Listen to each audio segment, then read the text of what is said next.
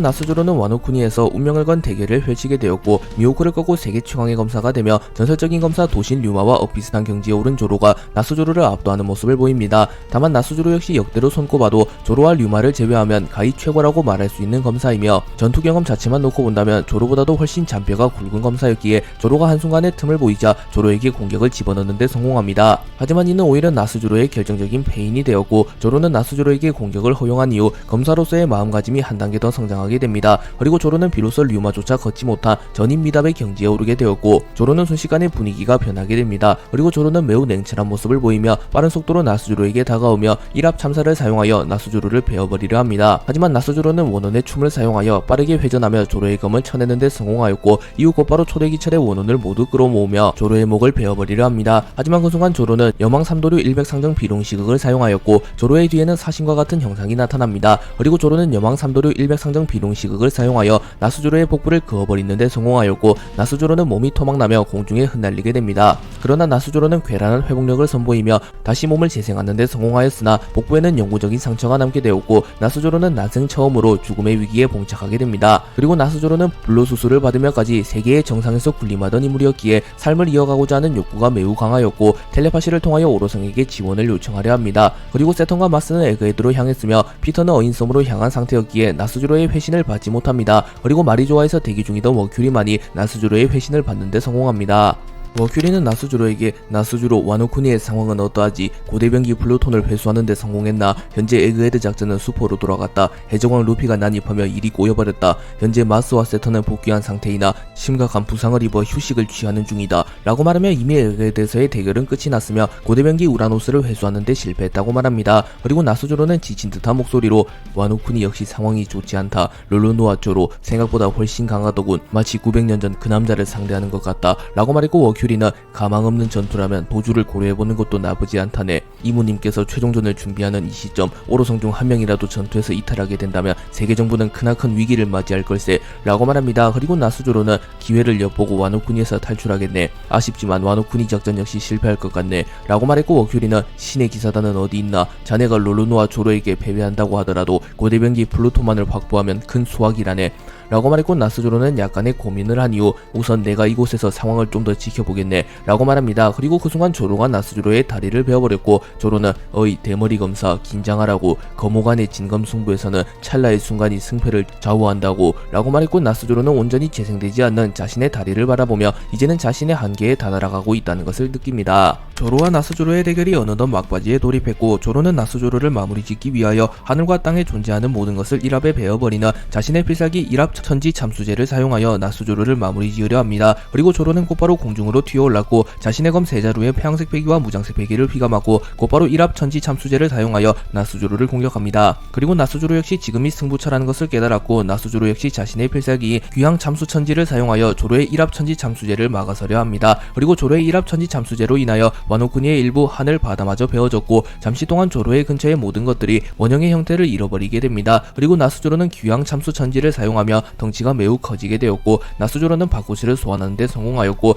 이는 오로성의 최종폰과도 연관이 있어 보입니다. 그리고 나스조로의 초대기철이 흡수했던 모든 원혼들이 고통스러운 듯한 비명을 질러댔고 조로와 나스조로의 대결이 펼쳐지는 장소는 마치 지옥을 방불케 하는 모습이 되었습니다. 그리고 조로의 일합천지 참수제와 나스조로의 귀향 참수 천지가 충돌하게 되었고 조로의 일합천지 참수제가 나스조로의 귀향 참수 천지를 뚫어내는 데 성공하였고 나스조로는 치명상을 입으며 양쪽 팔이 모두 절단되었으며 초대기철이 머리에 박히는 치명상을 입으며 무릎을 꿇습니다. 그리고 조로는 숨을 크게 들이마신 뒤 나스조로를 마무리 짓기 위하여 나스조로에게 다가갑니다. 조로는 나스조로를 쓰러뜨린 이후 곧바로 나스조로를 마무리 지으려 하였으나 자신의 일합천지 참수제로 인하여 전투 현장은 그야말로 황무지가 되어 있었으며 심지어 하늘과 바다마저 베어져 있었기에 쉽사리 나스조로의 위치를 파악하기란 어려웠습니다. 그리고 나스조로는 숨을 헐떡이며 굳이 나를 마무리 짓지 않는 건가? 아니면 설마 저 녀석도 최후의 공방을 주고받으며 쓰러진 건가? 라고 생각하며 조로가 자신을 마무리 짓지 않자 조로에게 무언가 사정이 생겼다고 생각합니다. 그리고 나스조로는 지금이 기회라고 생각하였고 바코치의 형태로 변한 이후 곧바로 해안 쪽으로 뛰어가며 우선은 와노쿠니에서 벗어나려 합니다. 그리고 조로 역시 계속하여 나스조로를 찾고 있었으나 조로는 꽤나 심각한 계시였기에 결국 나스조로를 찾지는 못하였고 조로는 허탈한 듯한 표정을 지으며 해안 쪽을 바라봅니다. 그리고 그곳에는 바코츠로 변한 채 빠르게 해안을 벗어나고 있는 나스조로가 있었고 나스조로는 엄청난 회복력을 통하여 팔의 일부를 재생시킨 상태였습니다. 그리고 조로는 곧바로 나스조로를 추적하려 하나 그 순간 조로는 견무색 패기를 통하여 와노쿠니의 해저 쪽에서 로빈 프랑키가 해군과 혈투를 벌이고 있다는 것을 감지했고 자신이 빠르게 지원을 가지 않는다면 동료들이 위험하다는 사실을 깨닫습니다. 그리고 조로는 나스조로를 추적할지 동료를 구하러 갈지 갈등하는 모습을 보였고 이미 나스조로는 꽤나 멀리 도주했으며 자신이 길치라는 점을 감안한다면 나스조로를 뒤늦게 쫓더라도 확실히 잡아낸다고 보장할 순 없기에 우선은 동료들을 구하고 고대병기를 확보하는 게 우선이라고 판단하며 나스조로를 추적하는 것을 포기합니다. 그리고 조로는 도주하는 나스조로를 바라보며 진정한 거모라면 무릇 승부에서 패배하여 목숨을 잃는 것을 두려워하면 아니 된다. 저 녀석 출중한 실력을 가졌긴 하다만 검사로서는 완전히 실격인 녀석이군. 언젠가 다시 격돌하게 된다면 그땐 반드시 확실히 마무리 지어주마 라고 말합니다. 그리고 조로는 곧바로 와노쿠니의 해저로 향하나 역시나 길치답게 매우 헤매는 모습을 보입니다. 에이스는 스모커와의 대결 이후 정신을 차리는 데 성공했고 곧바로 야마토를 지원하기 위하여 와노쿠니의 해저로 향합니다. 그리고 에이스와 해군은 와노쿠니의 해저 입구에서 맞닥뜨렸고 모몬가는 에이스를 경계하며 후방 상공의 불주먹 에이스가 나타났다. 현재 와노쿠니의 해저에선 로쿠규 대장과 신의 기사단이 밀지모자 일당으로부터 고대병기 플루톤을 회수하려 하는 중 저 녀석이 해저로 진입하지 못하도록 막아라 라고 말합니다. 그리고 에이스는 꽤나 진지한 표정을 지으며 불필요한 살상을 하고 싶진 않은데 하지만 날 가로막는다면 자비를 베풀 수는 없다고 라고 말한 이후 불주먹을 사용하여 순식간에 해군 수백 명을 날려버립니다. 그리고 에이스는 유유히 와노쿠니의 해저로 걸어 들어가려 했고 해군들은 자신들과 에이스의 격차를 잘 알았기에 섣불리 에이스를 막으려 하지는 못합니다. 하지만 그 순간 모몬가와 스트로베리가 나타나 에이스를 막았었고 모몬가는 눈앞에 초월적인 존재에게 겁을 먹는 것은 당연하다. 하지만 우리는 정의를 관철하는 해군, 우리가 악에 굴복하는 순간 세상은 악으로 물들고 만다. 너희들이 진정한 해군이라면 목숨을 버릴 각오로 이 녀석을 막아서라 라고 소리쳤고 그제서야 해군들은 투쟁심을 되찾으며 에이스를 막아서려 합니다. 그리고 에이스는 만족한 듯한 웃음을 지으며 과연 해군본부 중장이라고 불릴만 하군. 할배가 봤으면 감동의 눈물을 흘렸을 테지. 하지만 모몬가 중장, 내가 세상이 상정한 악이라면 나는 동료들을 지키기 위해 너희들을 불태워버릴 수밖에 없다고 라고 말한 이후 불기둥을 사용하여 화염을 치솟으며 해군들이 자신에게 다가오는 것을 방지합니다. 그리고 모몬가와 스트로베리만이 거센 불꽃을 뚫고 에이스에게 달려왔고 에이스는 차마 이들을 죽이고 싶진 않았기에 무장색 패기를 사용하여 모몬가와 스트로베리를 기절만 시킵니다. 그리고 에이스는 곧바로 와노쿠니의 해저로 진입합니다.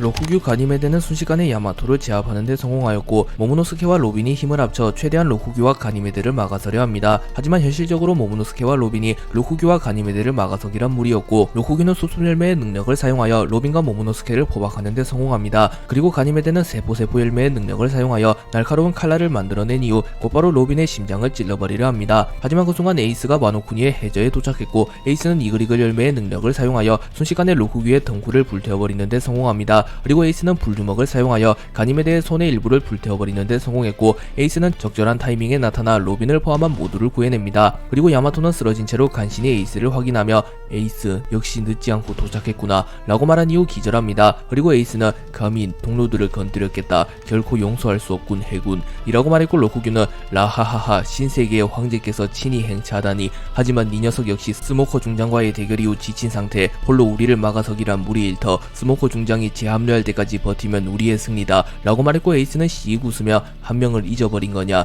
와노쿠니의 전설적인 검사의 재림을 말이다 라고 말하며 조로가 나스주로에게 승리했을 것이라고 확신합니다. 프랑키는 로빈 야마토에게 와노쿠니의 해저를 맡겨둔 이후 곧바로 플루톤의 내부로 진입합니다. 그리고 프랑키는 마치 잠수부 같은 모습을 하고 있었고 프랑키는 단시간에 매우 거대한 전함이 플루톤을 사사시 뒤지는 것은 불가능하다고 판단하며 우선은 선박의 중심이라고 볼 수 있는 선체 중심선으로 향합니다. 그리고 프랑키는 그곳에서 방 하나를 발견하였고 그 방은 굳게 잠겨 있었습니다. 그리고 프랑키는 주인에게는 미안하지만 시간이 없으니 우선은 부수도록 해야겠군. 분명 조이보이가 남긴 포네그리프에 고대병기 플루톤의 내부에 중요한 메시지가 남아있다고 했으니 라고 말한 뒤 곧바로 문을 부숴버린 뒤 방으로 진입합니다. 그리고 그곳에는 고대문자로 기록된 전원이 있었고 프랑키는 고대문자를 해독하지 못하기에 우선은 고대문자로 기록된 전원을 챙깁니다. 그리고 프랑키는 방을 사사시 수색하기 시작하였고 플루톤에 대한 몇 가지 정보를 얻게 됩니다. 그리고 프랑키는 그 정보를 모조리 기록하기 시작하며 고대병기 플루톤을 만든 이는 워터프라임, 당시 엘레페리아 왕국의 최고의 조선공 조이보이의 부탁으로 네로나 왕국을 포함한 여러 왕국과의 전쟁을 대비하여 제작되었다. 허나 플루톤의 위력은 너무나도 강력하기에 만일 악인이 손에 넣게 되면 세계는 혼란에 빠지게 될 터 고로 플루톤을 재설계할 수 있도록 뛰어난 조선공만이 알 수 있는 설계도를 남기겠다 라고 기록된 플루톤을 개발한 조선공인 워터프라임의 전언을 읽습니다. 그리고 프랑키는 그렇다면 과거 톰이 보관 중이던 고대병기 플루톤의 설계도는 고대병기 플루톤을 제작한 워터프라임이 훗날을 위해 남긴 것인가? 그리고 내가 그 설계도를 읽었을 때 무언가 부족함을 느꼈는데 그 부족함은 라프텔에 도달하여 우라노스와 플루톤을 운용하기 위해 필요한 핵심적인 부품을 얻으며 어느 정도 해소되었다. 그렇다면 워터프라임이라는 자는 훗날에 있을 일을 대비하여 플루톤을 운용하기 위한 핵심 부품을 와누쿠니의 해적 아닌 라프텔에 보관한 것인가? 만약 세계정부에서 플루톤을 확보하더라도 온전히 그 힘을 사용하지 못하게 만들기 위해서 플루톤의 본체가 와누쿠니의 해저에 묻혀있고 플루톤을 운용하기 위한 핵심 부품이 라프텔에 있다면 세계정부는 플루톤을 손에 넣지 못할 테니 말이야 라고 생각합니다. 프랑키는 플루톤을 사사시 살펴본 이후 프랑키는 워낙 설계가 잘 되어 있는 선박이기에 물에서 건져낸 이후 몇 가지 작업만 걸친다면 분명 다시 세상을 호령할 수 있을 거라 생각했는데 이건 상태가 심각해도 너무 심각하군 이라고 말한 뒤 마지막 점검을 위해 용골 쪽으로 향합니다. 프랑키가 플루톤의 용골 쪽으로 향했고 용골은 선박의 기초로 불리는 부분으로 고잉 메리오 역시 용골이 완전히 망가졌었기에 프랑키는 더 이상 달리지 못한다는 진단을 내렸었습니다. 그래서 결국 고잉 메리오는 워터7에서 항해를 중단하게 되었었습니다. 그리고 프랑키는 플루톤의 용골을 보며 매우 충격을 받은 듯한 표정을 지으며 이건 용골의 상태를 논할 정도가 아니야. 이미 용골이 수백 년 전에 완전히 부식되었다고 이 선박은 죽은 것이나 다름없어 제 아무리 고대병기라 할지라도 재사용하는 게 불가능한데 분명 이런 상태를 워터프라임도 알았을 텐데 고대병기 플루톤을 굳이 수장시켜 놓은 이유가 뭐지? 라고 생각하며 이미 망가진 고대병기를 굳이 와노쿠니의 해저에 보관한 이유에 대해 고민합니다. 그리고 프랑키는 그런 건가? 처음부터 플루톤은 미끼였나? 과거 세계정부는 고대병기 우라노스의 힘을 활용하여 해수면을 무려 200m나 상승시켰다고 들었다.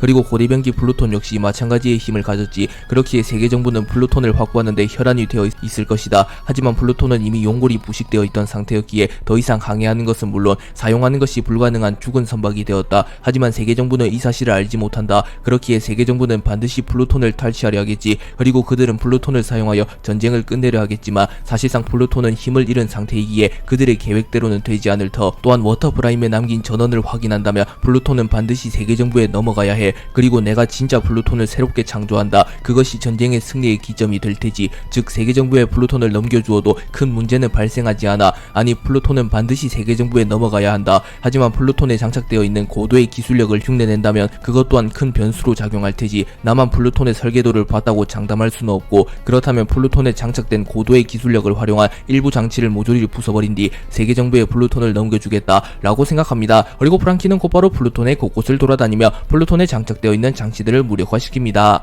프랑키는 플루톤에 장착된 장치들을 무력화시킨 이후 워터프라임이 남긴 마지막 전언을 자세히 읽어봅니다. 그리고 잠시 과거의 이야기가 시작되었고 세계의 운명을 건 전쟁인 엘레페리아 왕국과 20개 왕국의 전쟁이 시작되기 직전 워터프라임과 조이보이는 대화를 나누고 있었습니다. 워터프라임은 조이보이에게 네로나 왕국을 중심으로 한 20개 왕국의 계획은 해수면을 200m나 상승시키며 전 세계의 대부분의 대륙을 수장시킨 뒤 엘레페리아 왕국과 20개 왕국의 대결의 결과가 구전으로도 전해지지 않게 만들 생각이야. 아마 그들은 영원한 집권을 염두에 두고 있겠지. 세계의 정점의 선자들은 결함 따위는 없어야 하니 라고 말하며 만약 20개 왕국이 엘레페리아 왕국과의 전쟁에서 승리한다면 그들은 세계를 지배할 것이며 고대병기 우라노스를 활용하여 해수면을 200m나 상승시키며 세계의 대혼란을 가져다 줄 것이라고 말합니다. 그리고 조이보이는 걱정스러운 듯한 표정을 지으며 고대병기 우라노스가 해수면을 상승시키는 원리는 고도의 태양열 에너지를 활용하여 극지방의 얼음을 모조리 녹이는 것은 물론 기상이변 현상을 활용하여 전 세계의 해수면을 점차 늘려간다. 그리고 총 200m의 해수면이 상승하기 위해선 대략 100년이라는 긴 시간이 필요하다만 세계의 정점의 선자들에게 그 시간은 그리 길지만은 않겠지. 그렇기에 반드시 전쟁에서 승리하여 우라노스가 작동되는 일만은 막아야 한다. 설사 전쟁에서 패배하더라도 고대병기 우라노스가 그들의 손에 들어가선 안 돼 라고 말합니다. 하지만 조이보이의 우려대로 조이보이가 세계정부에게 패배한 이후 우라노스는 세계정부의 손에 들어갔으며 세계정부는 우라노스를 활용하여 해수면을 200m나 상승시키는데 성공하며 성공적으로 공백의 백년을 만들어내는데 성공했습니다. 워터프라임은 내가 플루톤을 제작한 이유는 플루톤이라는 최강의 병기를 활용하여 자네가 전쟁에서 승리하기를 바라는 것도 있으나 만약 자네가 전쟁에서 패배하게 된다면 고대병기 플루톤의 힘으로 네로나 왕국을 포함한 20개 왕국의 힘을 억제하기 위함이네 라고 말했고, 조이보이는 의아한 듯한 표정을 지으며 니시시시 그게 무슨 소리지, 분명 내가 플루톤을 타고 항해를 했을 때 별다른 이상현상을 느끼지 못했는데 라고 말했고, 워터프라임은 나 역시 고대병기 우라노스의 정체를 알고 있었다네. 내가 고대병기 플루톤을 제작한 이유는 고대병기 우라노스의 힘을 억제하기 위함일세. 고대병기 우라노스가 작동되기 위해서는 너무나도 많은 에너지와 자원을 요구하기에 일정 조건이 충족되지 않는다면 고대병기 우라노스를 작동시킬 수 없을 것이세. 그렇기에 만약 누군가가 우라노스를 대체할 병기를 찾는다면 반드시 플루톤을 찾을 것일세. 하지만 나 역시 플루톤과 우라노스의 힘을 잘 알기에 그 힘이 악인의 손에 넘어가는 것을 볼 수만은 없다네. 그렇기에 나는 플루톤의 설계도를 이 세상에 남겼고 현재 실제하는 플루톤에는 특수한 시스템을 도입시켜놨다네 라고 말하며, 훗날 악인이 플루톤을 차지하는 것을 방지하기 위하여 플루톤의 특수한 시스템을 도입해 놓았다고 말합니다. 그렇기에 프랑키 역시 이 기록을 확인한 이후 일부러 세계 정부에 플루톤을 넘기기로 결정한 것입니다. 조이보이는 워터프라임에게 그 시스템이란 무엇이지? 라고 물었고, 워터프라임은 만약 누군가가 토시토닉을 사용하지 않고 고대병기 플루톤을 사용하게 된다면 플루톤은 그 자리에서 폭발하고 말 걸세. 그렇기에 토시토닉이 없다면 고대병기 플루톤 역시 무용지물이 되는 것이지. 토시토닉은 자네에게 맡기겠네. 만약 자네가 패배하더라도 토시토닉을 자네의 카미테키와 함께 보관하며 훗날 자네들을 대신하여 세계를 구원할 전사가 나타난다면 반드시 그들이 플루톤의 온전한 힘을 사용할 수 있게 될 걸세. 그렇다면 그들은 분명 운명을 건 전쟁에서 승리할 걸세 라고 말했고, 조이보이는 이모와의 대결에서 패배한 이후 세상에 원피스를 남기게 될 때 자신의 카미테키와 토시토닉을 함께 남기며 이 모든 것을 원피스라 칭합니다. 그리고 조이보이는 우라노스를 운용하기 위하여 필요한 핵심 부품인 솔리스도 확보하게 되었고, 솔리스 역시 함께 남기게 됩니다. 그리고 워터프라임의 예언대로 밀지모자 일당이 토시토닉을 차지하게 되었으며, 프랑키가 플루톤의 설계도를 외우게 되며 밀지모자 일당은 플루톤의 온전한 힘을 다룰 수 있게 되었고 세계정부와의 대결에서 승리하게 됩니다. 그리고 프랑키는 이 모든 기록을 확인한 이후 플루톤을 세계정부에 넘기게 된다며 세계정부는 토시토닉 없이 플루톤을 사용하게 될 것이며, 그렇게 되면 사실상 자복하게 되는 것과 다름없음을 깨달으며 워터프라임의 해안에 감탄하는 모습을 보입니다. 프랑키가 플루톤에 장착되어 있는 장치들을 무력화시키는 사이 자신의 몸을 진공 포장하여 플루톤의 내부로 진입한 신의 기사단 데이모스가 등장했고, 데이모스와 프랑키는 마주하게 됩니다. 그리고 데이모스는 이런 벌써 플루톤의 내부를 샅샅이 뒤지고 있다니, 허나 이 녀석은 플루톤을 옮길 방법 따위는 없다 라고 말하며 별도의 능력을 지니지 않은 프랑키가 플루톤을 옮기는 것은 불가능하다고 말합니다. 그리고 프랑키는 그것은 너도 마찬가지 아닌가 라고 물었고, 데이모스는 웃음을 지으며 나는 진공 열매를 먹은 진공인간, 플루톤을 진공 포장한다며 세계정부로 옮기는 것도 무리는 아니지 라고 말합니다. 그리고 프랑키는 플루톤은 이미 망가진 선박이나 다름없다. 또한 너희 세계정부는 플루톤을 운용하기 위한 핵심 장치도 없는 것으로 아는데 라고 물었고, 데이모스는 뭐 그런 것까진 관심이 없다고, 그저 상부의 오로성들께서 원하시니 나는 플루톤을 마리조아로 옮길 뿐이다 라고 말합니다. 그리고 프랑키는 플루톤을 지키고자 하는 마음이 없기에 밖에 동료들은 무사하겠지, 그들의 목숨을 보증해준다면 순순히 플루톤을 넘기지, 하지만 그들의 목숨에 위협을 가한다면 나는 이곳에서 폭탄을 터뜨려 플루톤을 영원히 사라지게 만들 테다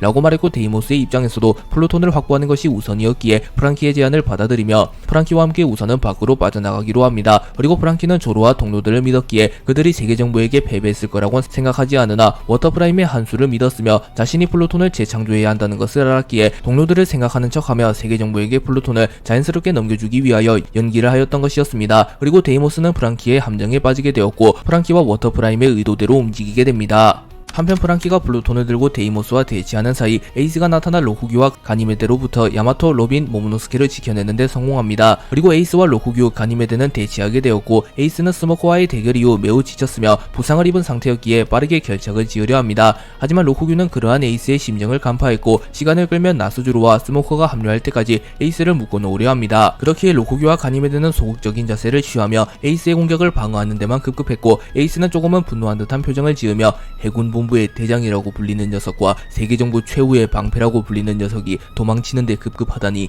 그것도 부상을 입은 나를 상대로 말이야 라고 말합니다. 하지만 로쿠규는 에이스와의 심리전에 휘말리지 않으며 라하하하 시간은 우리 편이라고 불주먹 이라고 말합니다. 그리고 에이스는 곧바로 로쿠규에게 접근하여 불주먹을 사용하여 로쿠규의 근처에 있는 나무를 모조리 태워버렸고 에이스의 공격의 여파로 인하여 와노쿠니의 해저에도 불이 붙습니다. 와노군이 해저에 불이 붙자 코즈키 스키야키는 이런 해저가 붕괴될 위기로군, 야마토군, 모모군, 로빈 양 어서 빨리 대피해야 하네 라고 말했고, 로빈은 아직 프랑키가 나오지 않았어요, 조금 더 기다려 보도록 하죠 라고 말합니다. 그리고 에이스는 자신이 더 무리하게 된다며 해저가 완전히 붕괴되며 자칫하면 수장될 수도 있다고 판단하며 곧바로 공격을 중단하였고, 루후기와 가니메데 역시 무리하여 에이스와 대치할 이유는 없었기에 자신들도 공격을 멈춰섭니다. 프랑키와 데이모스는 협정을 맺은 이후 동시에 플루톤에서 빠져나와 와노쿠니의 해제의 모습을 드러냅니다. 그리고 로빈은 프랑키 고대병기 플루톤을 확보한 건가? 라고 물었고, 프랑키는 슬픈 듯한 표정으로 연기를 하며 고개를 젓습니다. 하지만 프랑키는 아무도 눈치채지 못하도록 로빈에게 몰래 윙크를 하였고, 로빈은 프랑키가 플루톤을 순순히 포기했을 리가 없다고 믿었기에 프랑키에게 무언가 계획이 있음을 알아차립니다. 그리고 데이모스는 고대병기 플루톤은 세계정부가 확보했다, 저 녀석은 고대병기 플루톤을 넘기는 대가로 밀지모자 일당을 포함한 자신의 동료들의 안전을 요구했다 라고 말했고, 가니메데는 하지만 나스주로 성의 명령이 없으면 저들을 놓아줄 수 없는데 라고 말했고, 에이스는 분노하며 프랑키 무슨 소리지, 고대병기를 순순히 저들에게 넘긴다니 라고 말했고, 프랑키는 연기를 하며 여기서 시간을 더 지체하며 우리들은 목숨을 잃을지도 몰라, 고대병기보다는 목숨이 소중하다고 라고 소리칩니다. 그리고 에이스는 실망스러운 듯한 표정으로 루피의 동료가 고작 목숨 때문에 고대병기를 포기하다니 라고 생각합니다. 하지만 그 순간 로빈이 에이스에게 프랑키에게 무슨 계획이 있나봐, 프랑키는 절대 플루톤을 포기할 남자가 아니야, 에이스 프랑키를 믿어줘 라고 말했고, 에이스 역시 루피를 믿었기에 루피가 인정한 녀석이라면 분명 무언가 계획이 있을 터 라고 생각합니다. 그리고 로후규는 고민을 마치며 고대병기 확보가 우선이다, 약속대로 저들을 보내주도록 하지, 만약 불주먹 에이스가 날뛰기 시작한다면 고대병기를 확보하기도 전에 해저가 붕괴되어 버릴 테니 말이야 라고 말합니다. 밀지모자 일당 측이 순순히 플루톤을 넘겨준 이후 곧바로 해제에서 빠져나갔고, 데이모스는 진공진공 열매의 능력을 사용하여 고대병기 플루톤을 진공 포장하기 시작합니다. 그리고 데이모스는 아무래도 크기가 크다 보니 최소 반나절은 포장해야 될 것 같소 라고 말했고, 로후규는 그렇다면 해군을 우선 물러나도록 하지, 나스주로 성도 연락이 닿지 않고 해군이 이곳에 머무른다면 이목이 집중될 것이고 자칫하면 밀지모자 루피, 빨간머리 샹크스와 같은 거물이 나타날 수도 있으니 말이오 라고 말합니다. 그리고 로후규는 해제에서 빠져나가 해제의 입구를 지키고 있던 해군들에게 철수 명령을 내렸고, 와노쿠니의 해제에는 가니메데와 데이모스만이 있었습니다. 그리고 데이모스는 진공진공 열매의 능력을 사용하여 고대병기 플루톤을 진공 포장하여 성지 마리주아로 옮기는 데 성공하였고, 표면적으로는 세계정부가 와노쿠니에서 큰 수확을 올립니다. 하지만 이는 프랑키와 워터프라임의 함정이었고, 이는 훗날 세계정부와 밀지모자 일당의 최후의 전쟁에서 스노우볼로 작용합니다. 한편 프랑키, 로빈, 에이스 등은 해제에서 빠져나왔고, 에이스는 프랑키에게 루피의 동료이기에 믿었다만 그리 쉽게 플루톤을 넘겨주어도 되는 건가? 라고 물었고, 프랑키는 물론 저것이 멀쩡한 플루톤이었다면 말도 안 되는 짓을 한 것이지, 하지만 플루톤은 용골이 심하게 손상되어서 선박으로서도 제 기능을 할 수 없어, 또한 섬을 한 방에 지워버릴 수 있는 공격 요소는 모조리 제거했어, 그리고 토시토닉 없이 플루톤을 가동한다면 플루톤은 곧바로 폭발한다, 그리고 토시토닉은 우리의 손에 있어, 즉 저들은 고대병기 플루톤을 쥐한 게 아니라 무용지물인 폭탄을 떠하는 거라고 라고 말하고, 에이스는 그제서야 프랑키의 뜻을 알아차리며 과연 그런 비하인드 스토리가 있었을 줄이야 라고 말합니다. 프랑키는 해군들이 모두 철수한 것을 확인한 이후 로빈에게 나는 벌지모아 섬으로 향하여 써니오를 고대병기 플루톤으로 개조시킬게, 플루톤의 설계도는 과거 워터7에서 확인했고 설계도의 단면은 모두 내 머릿속에 있어, 닥터 베가펑크의 기술력이 남아있는 벌지모아 섬에서 플루톤을 재탄생시킨다면 비로소 우린 고대병기를 손에 넣게 되는 거지, 적어도 한 달 정도는 걸릴 것 같으니 루피에게 잘 전달해달라고 라고 말합니다. 그리고 로빈은 확실히 고대병기가 없다면 세계정부를 상대로 승산은 하자, 프랑키 넌 걱정 말고 플루톤을 재탄생시켜줘 라고 말합니다. 그리고 에이스는 그렇다면 세계정부와의 최종 대결은 약 한 달 후가 되겠군, 고대병기가 완성되는 즉시 성지 마리주아를 무너뜨린다,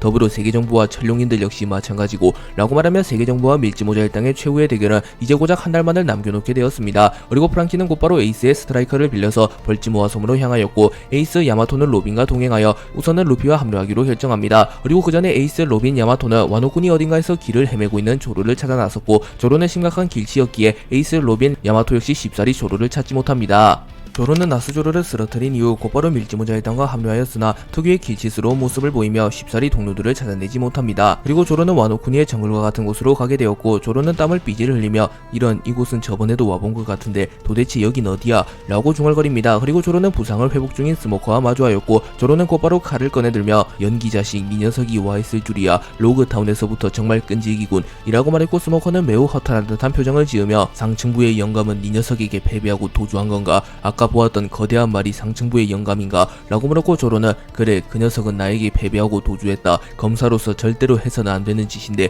목숨을 부지하기 위해 자존심을 버릴 줄이야 라고 말했고 스모커는 부하들이 아직 투쟁 중인데 목숨을 부지하기 위해 도주하는 상관이라니 이거 참 해군본부의 중장으로서 체면이 서질 않는군. 세계를 대표하는 얼굴의 수준이 이거밖에 안 된다니 라고 말합니다. 그리고 조로는 칼을 뽑아들며 이 녀석을 베지 않으면 아직 전쟁은 끝나지 않는 건가? 라고 말했고 스모커는 고웃음을 치며 상층부의 영감이 도주한 시점 우리 둘이 승부를 내는 것은 의미가 없다. 내가 관심 있는 건 오직 밀짚모자뿐이다. 이 녀석은 타시기에게 맡겨두지 라고 말했고 조로는 칼을 거두며 이 녀석의 실력으론 루피를 잡을 수 없을 거다. 뭐 가능하다면 한번 해봐라 라고 말하며 웃었고 스모커는 해적을 못 본 채 할 순 없지만 알라바스타에서의 빛을 생각하여 물러나기 이전에 이 녀석들을 동료들에게 보내주겠다. 보아하니 길을 잃고 헤매는 것 같군 이라고 말했고 조로는 얼굴이 빨개지며 무슨 소리 나 혼자 찾아갈 수 있다고 라고 말합니다. 하지만 스모커 역시 조로가 유명한 길지음을 알았기에 곧바로 뭉게뭉게 열매의 능력을 사용하여 조로를 매우 멀리 던져버렸고 조로는 로빈의 앞에 정확히 떨어집니다. 스모커는 조로를 로빈에게 배송한 이후 곧바로 로쿠규와 합류하였고 로쿠규는 스모커 중장 설마 불주먹에게 패배했나 라고 물었고 스모커는 담배를 피며 그렇게 되었소 라고 말하였고 로쿠규는 라하하하 뭐 그럴 수도 있지 이번 작전은 성공적이다 고대병기 플루톤을 확보했으니 말이야 라고 말합니다. 하지만 스모커는 심기가 불편한 듯한 표정을 지으며 상층부의 영감이 부하들을 놔두고 도주했소 전투에서 지휘관의 부재는 곧 패배 우리는 해적놈들에게 완벽하게 패배했소 라고 말합니다. 그러나 로쿠규는 아니 결과적으로 플루톤을 확보했으니 아무런 문제가 없다고 더군다나 나스주로성은 이 세상의 신이 굳이 위험을 감수할 필요는 없지 라고 말했고 스모커는 찝찝한 듯한 표정을 지으며 진정 세계정부가 정의가 맞는가 계급이 오르면 오를수록 세계정부의 요직이 오르면 오를수록 세계정부가 정의가 아니라는 생각이 드는군 밀짚모자 루피에 의해 세계정부가 붕괴된다면 세상에는 대혼란이 찾아올 거다. 하지만 세계정부가 영원토록 군림하는 건 역시 안 될 일 그렇다면 내가 새로운 해군 원수가 되어 적폐청산을 하는 수밖에 없는 건가 라고 생각하며 스모커는 더 이상 진급을 거부하지 않으며 아카이누에 이은 새로운 해군 원수가 되어 자신이 직접 세계정부를 개편하고자 하는 생각을 가집니다. 조로가 나수조로를 꺾는데 성공했으며 에이스가 스모커를 꺾는데 성공하며 해적 측은 해군 측에게 완벽한 승리를 거둡니다. 또한 고대병기 플루톤을 빼앗긴 것이 아닌 고의로 고대병기 플루톤을 넘겨준 것이기에 사실상 해적 측의 완벽한 승리라고 볼 수 있습니다. 그리고 조로는 로빈에게 사건의 모든 전말을 들었고 그렇다면 이젠 정말 세계정부를 무너뜨릴 일만 남았군 이라고 말했고 로빈은 물론 프랑키가 플루톤을 완성하면 우린 곧바로 마리주아로 향하면 돼. 루피 역시 에그헤드 섬에서 혁명군과 함께 세계정부로부터 승전보를 울렸고 고대병기 우라노스를 확보했다는 소식이 전해지고 있으니 라고 말합니다. 그리고 조로는 웃음을 지으며 루피 녀석이 해내는 건 당연하잖냐 이제 망할 요리사 녀석만 남았군 그 녀석이 포세이돈을 지켜내면 모든 게 끝인가. 그리고 로빈은 쌍디 역시 전투를 시작한 지 꽤 되었는데 아직도 승전보가 울리지 않은 게 조금은 걱정이야 이라고 말합니다. 하지만 조로는 정색하며 그 녀석이 마음에 들진 않지만 그 녀석의 실력까지 무시할 순 없지 그 녀석이라면 반드시 해냈을 거다 라고 말하며 쌍디를 신뢰하는 모습을 보입니다. 제2의 정상결전이 끝나게 된 이후 세계정부와 밀짚모자 일당을 포함한 해적 간의 전쟁이 더욱 고조되어 갔고 세계정부에서는 세계 각지에서 일어난 혁명을 막아내기 위하여 세계정부의 군대를 전세계에 파견합니다. 그리고 에그헤드 섬에서 아카이누, 키자루, 세턴, 마스를 필두로 한 세계정부 측의 강자들과 드래곤, 루피, 사보, 고대로봇, 베가펑크를 필두로 한 해적 측의 강자들이 맞붙게 되었고 루피의 활약에 힘입어 해적 측은 고대병기 우라노스를 지켜냄과 동시에 세계정부의 강자들을 격파하는 데 성공합니다. 또한 이무의 정체가 세계에 드러나게 되었고 하늘에서 고고하게 군림하던 황제는 제야로 끌려내려져 오며 최후의 전쟁을 피할 수 없는 운명에 처하게 됩니다. 그리고 와노쿠니에서 조로, 에이스, 즈니샤를 필두로 한 해적 측의 강자들과 나스주로, 스모커, 로쿠규를 필두로 한 세계정부 측의 강자들이 격돌했고 조로의 활약에 힘입어 해적 측은 세계정부 측의 강자들을 격파합니다. 또한 고대병기 플루톤을 제작한 워터프라임의 예언대로 세계정부에게 플루톤을 넘겨주게 되었고 이는 훗날 신의 한 수로 작용하게 되며 해적 측이 세계정부를 무너뜨리는 데 결정적인 역할을 합니다. 그리고 에그헤드 전쟁과 와노쿠니 전쟁이 시작될 무렵 어인섬에서도 거대한 규모의 전쟁이 시작되었고 그 중심에는 밀짚모자 일당의 쌍디와 세계정부의 피터가 있었습니다. 그리고 쌍디와 피터는 고대병기 시라우시를 두고 겨루게 되며 어인섬 전쟁의 결과는 세계에 큰 영향을 미치게 됩니다. 오로성은 제2의 정상결전 이후 회의를 개최하였고 세계 각국에서 일어난 혁명 저지와 고대병기 탈취에 대한 의제로 회의를 시작합니다. 그리고 세턴이 에그헤드 섬으로 향할 것이며 나스주로가 와노쿠니로 향하는 게 결정됩니다. 그리고 이후 이무가 에그헤드 섬으로 향한 이후 피터는 이무의 명령을 받으며 어인섬으로 향합니다. 그리고 오로성은 잠시 텔레파시를 활용하여 소통을 시작하였고 루피와의 대결로 인해 지친 세터는 어인섬 고대변기 포세이돈이 잠든 섬이구려. 과거 고대변기 포세이돈인 시라수키가 있었다면 현재는 고대변기 포세이돈인 시라우시가 나타났지. 고대변기 포세이돈 역시 반드시 확보해야 하오 라고 말했고, 나스조로는 어인섬의 지리적 특성을 생각한다면 피터성이 향하는 게 가장 적합해 보인다만 이라고 말했고, 피터는 그렇다면 내가 어인섬으로 향하겠소. 백호의 능력과 샌드웜의 능력을 적절히 활용한다면 어인섬은 나의 무대가 될 것이오. 반드시 고대변기 포세이돈을 탈취해오겠소 라고 말합니다. 그리고 마스는 해군원수 아카이누와 해군대장 키자루는 에그헤드로 향했으며 해군대장 로후기와 시로류 스모커는 와노쿠니로 향했소. 하면 해군대장 후지토라와 함께 어인섬으로 향하는 건 어떻소? 라고 물었고, 피터는 좋은 생각이오. 하지만 어인섬의 지리적 특성상 후지토라는 큰 도움이 되지 못할 텐데 우선 그 녀석의 주력인 운석이 봉인되니 라고 말했고, 나스조로는 또한 그 녀석의 과한 정의감 또한 변수가 될 줄 모르고 후지토라 녀석을 파견하는 것은 변함없으나 신의 기사단의 원투펀치를 함께 파견하도록 하지 라고 말했고, 세터는 갈린과 이오를 말하는 건가? 확실히 그들이 조력한다면 어인섬에 어떠한 적이 나타난다고 한들 고대변기 포세이돈을 지킬 수는 없을 테지 라고 말합니다. 그리고 피터, 갈린, 이오, 후지토라가 어인섬으로 향하는 것이 확정납니다.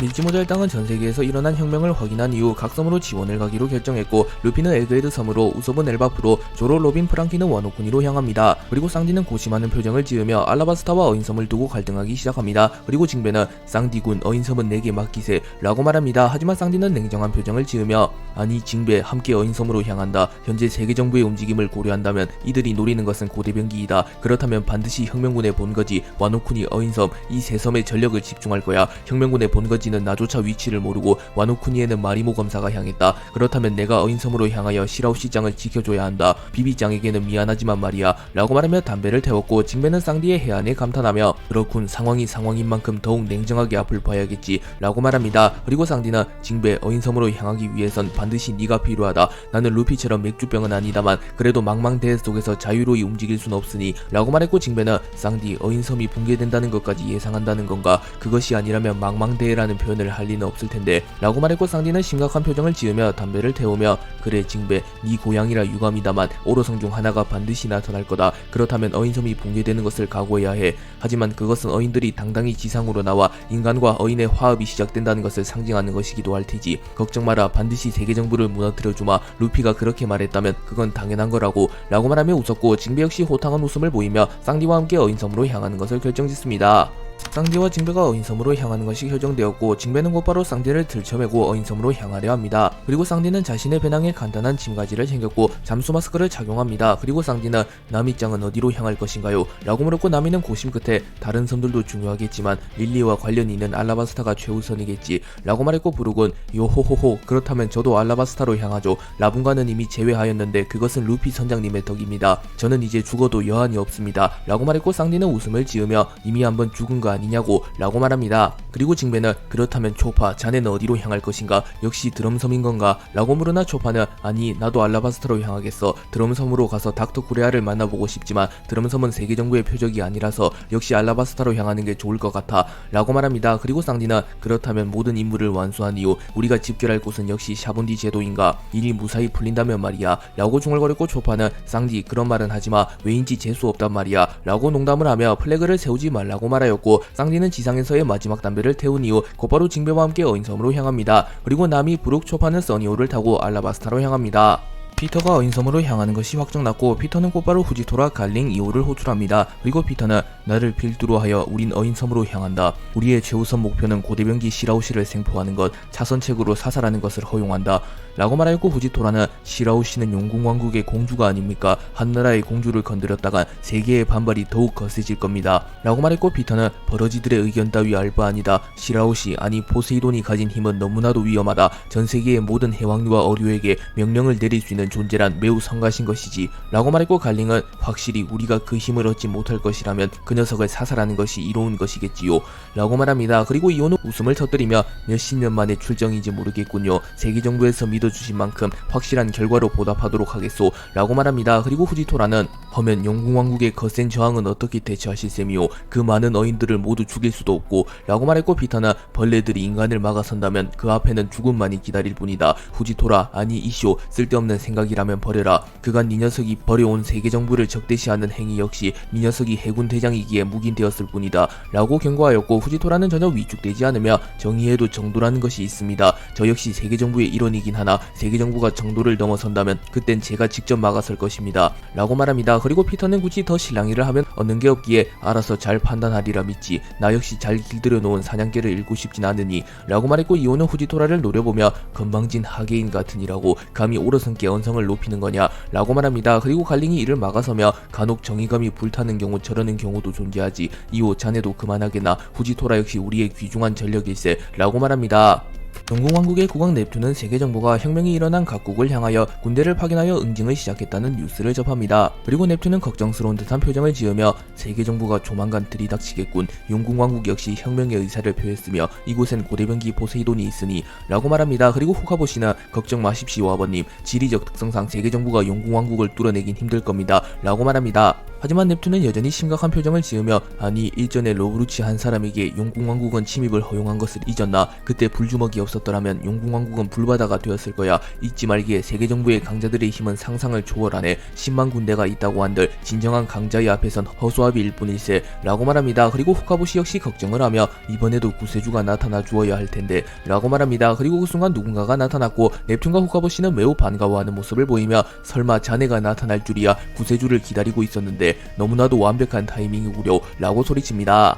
넵튠과 후카보시가 목격한 어인섬의 구세주는 마르코였고 마르코는 비스타 조즈를 포함한 신흰수염의 적단과 함께 어인섬에 나타납니다. 그리고 마르코는 아버지와 어인섬의 인연은 누구보다 잘 안다고 요이. 우리가 와서 지키는 것은 당연하다고 요이 라고 말했고 넵튠은 웃음을 지으며 흰수염 자네와 나의 맹세는 자네가 하늘을 가서도 지켜지는구만. 헌데 마르코 에이스는 어디에 있나 라고 물었고 마르코는 에이스는 와노쿠니로 향했다 요이. 와노쿠니 역시 세계정부의 공격 대상이 된 섬이라고 말했고 넵튠은 그렇군. 하지만 자네들이 온 것만으로도 천군만마를 얻은 것이나 다름없다네 라고 말했고 신흰수염의 적단은 해저 근처에 모비딕을 세워둔 이후 우선 용궁왕국 내부로 진입하여 세계정부의 동태를 살피기 시작합니다. 그리고 조조는 세계정부의 전력이 집중된 섬은 에그헤드 섬과 와노쿠니 라고 말했고 마르코는 설마 고대병기와 관련된 섬에 전력을 집중하는 것인가? 그렇다면 어인섬 역시 감당하기 힘들 만큼의 세계정부의 전력이 집중될 텐데 라고 말했고 비스타는 우리 말고도 반드시 이곳을 지키고자 할 녀석이 나타날 걸세. 그렇게 된다면 그들과 합류하여 이곳을 지키면 될 걸세 라고 말했고 마르코는 어중간한 녀석으로는 성도 안 찰 거라고 요이. 어쩌면 거대한 전쟁이 우릴 기다리고 있는지도 모른다고 요이 라고 말합니다. 시점은 조금 미래로 이동하여 루피가 에그헤드 섬에서 세계정부와의 대결에서 판정승을 거둔 뒤 샤본디 제도로 향한 시점으로 이동합니다. 루피는 고대로봇과 거인족의 도움으로 에그헤드 섬에서 무사히 탈출하는 데 성공하였고 루피와 우솝, 드래곤과 혁명군은 샤본디 제도에 도착합니다. 그리고 루피와 우솝은 샤본디 제도에서 하산하였고 루피는 드래곤, 사보, 우린 여기서 동료들을 만나기로 했어. 짧은 시간이지만 즐거웠어 라고 말했고 드래곤은 루피 훌륭하게 자라주어 고맙구나. 우리는 에그헤드 섬이라는 본거지를 잃었으니 우선은 과거 우리의 본거지였던 뉴하프만 왕국으로 향하여 우선 전력을 재정비하고 최후의 전쟁을 기다릴 셈이다 라고 말합니다. 그리고 사보는 루피를 바라보며 다음에 만나게 되면 에이스와 너를 뛰어넘어주지. 화염 열매의 능력을 모두 익혀서 돌아오마 라고 농담을 하였고 루피는 웃음을 지으며 니시시시 기다릴게 사보 라고 말합니다. 그리고 드래곤과 사보를 포함한 혁명군은 곧바로 뉴하프만 왕국으로 떠나갑니다. 그리고 루피는 우솝에게 아직 조로와 쌍디의 소식은 들리지 않네. 오렌푸시 와노쿠니와 어인섬에서 오로선과 격돌했다고 들었는데 그 둘이라면 어련히 잘하겠지만 말이야 라고 말했고 우솝은 그 둘이라면 전혀 걱정은 안 되지만 남이 초파, 부르기, 알라바스타로 향했다는 건 조금 걱정인데 루피 너도 알다시피 알라바스타는 공백의 백년과 깊이 관련된 섬. 그곳에도 오로성이 나타날지 모른다고 라고 말했고 루피는 놀라는 표정을 지으며 뭐 그게 진짜냐 라고 말했고 우솝은 다행히 아직은 알라바스타 쪽도 별 소식이 없지만 혹시 모르지 정보를 통제당하고 있는 건지 라고 말했고 루피는 우솝 당장 준비해 알라바스타로 향한다.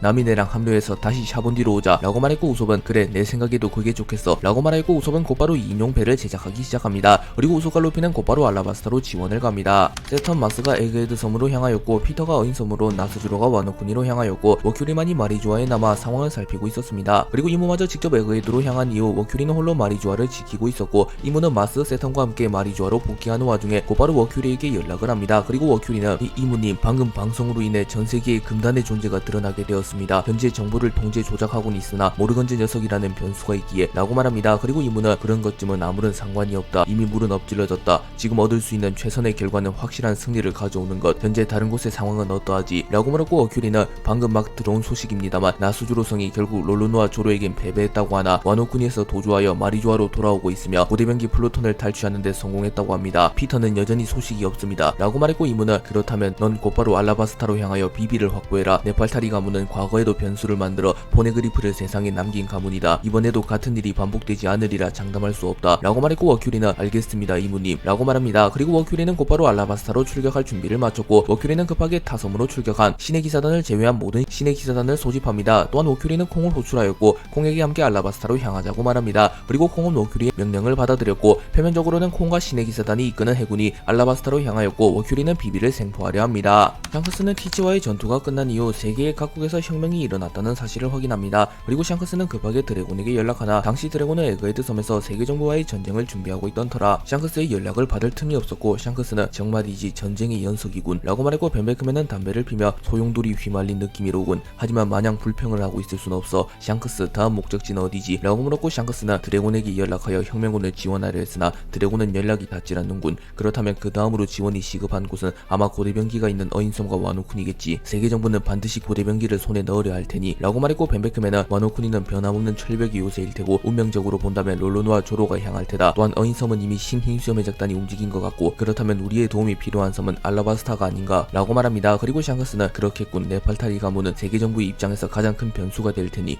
라고 말합니다. 그리고 야솝은 그렇다면 우린 곧바로 알라바스타로 가는 게 어때? 마침 여기서 거리도 그리 멀지 않고 라고 말했고 샹크스는 좋다. 우린 알라바스타로 향한다 라고 말했고 빨간머리 해적단은 곧바로 알라바스타로 향하여 비비의 신변을 확보하려 합니다. 제2의 정상전이 끝난 이후 비비는 알라바스타 왕국에서 휴식을 취하며 세계의 정세를 읽기 시작합니다. 그리고 세계 정부가 혁명의 의사를 표한 각국을 향한 군대를 파견했다는 정보를 접했고 머지않아 세계 정부의 군대가 알라바스타에 나타날 것이라고 생각합니다. 그리고 코브라는 만반의 준비를 갖추기 위하여 알라바스타에 주둔 중인 군대를 결집시켰으며 알라바스타 국민들에게 대피 명령을 내립니다. 그리고 코브라는 비비에게 세계 정부가 노리는 것은 선대 알라바스타의 여왕인 릴리 여왕과 무척이나 닮아있는 너일 것이다. 지금 당장 페루와 함께 이 나라를 떠나가라. 이전에는 혁명군의 참모총장 사부라는 사내가 우리를 지켜냈지만 이번에도 누군가가 도우러 오리라 장담할 수 없다 라고 말합니다. 실제로 제2의 정상회전이 일어나기 직전 사부가 갈링을 막아서며 비비가 납치되는 것을 저지하는 데 성공하였습니다. 그리고 비비는 코브라의 명령을 거부하며 아니 되옵니다 아버님. 나라의 왕이 국민들을 저버리고 도주한다면 그건 더 이상 왕의 자격이 없는 것입니다. 죽더라도 알라바스타에서 죽겠습니다. 선대 여왕이신 릴리 여왕님과 마찬가지로 이 목숨이 다하는 한이 있더라도 세계 정부를 무너뜨리는 데 일조하고 싶습니다 라고 말했고 코브라는 비비의 완강한 의지를 꺾지는 못하리라 생각하며 A인 줄만 알았더니 다 컸구나. 이 의지가 그렇다면 우리가 목숨을 걸고 이곳을 지켜보겠노라 라고 말합니다. 그리고 코브라와 알라바스타 국민들은 전쟁을 준비합니다. 징베와 쌍디는 어인섬으로 지원을 향할 것을 결정하였고 징베는 쌍디를 업은 채 빠른 속도로 어인섬에 진입합니다. 그리고 쌍디는 수영 마스크를 쓰고 있었기에 호흡을 하는 데는 무리가 없었으나 수압이 점점 거세질 때마다 힘들어하는 모습을 보였고 징베는 쌍디군 조금만 더 참아주게나. 이런 방법이 아니라면 어인섬으로 진입하는데 너무 오랜 시간이 걸린다네. 그렇게 된다면 이미 늦을지도 모르지 라고 말했고 쌍디는 알고 있다고 징베. 나의 상태 따윈 생각하지 말고 빠르게 어인섬에 진입하는 것만 걱정하라고. 만약 늦어서 실화장을 잃게 된다면 그땐 내가 참을 수가 없을 거라고 라고 말합니다. 그리고 징베는 매우 빠른 속도로 해저로 진입하였고 고작 3시간 만에 어인섬의 입구에 도달합니다. 그리고 어인섬의 입구에는 고대 해왕류들이 모습을 보이고 있었고 쌍디는 놀라는 모습을 보이며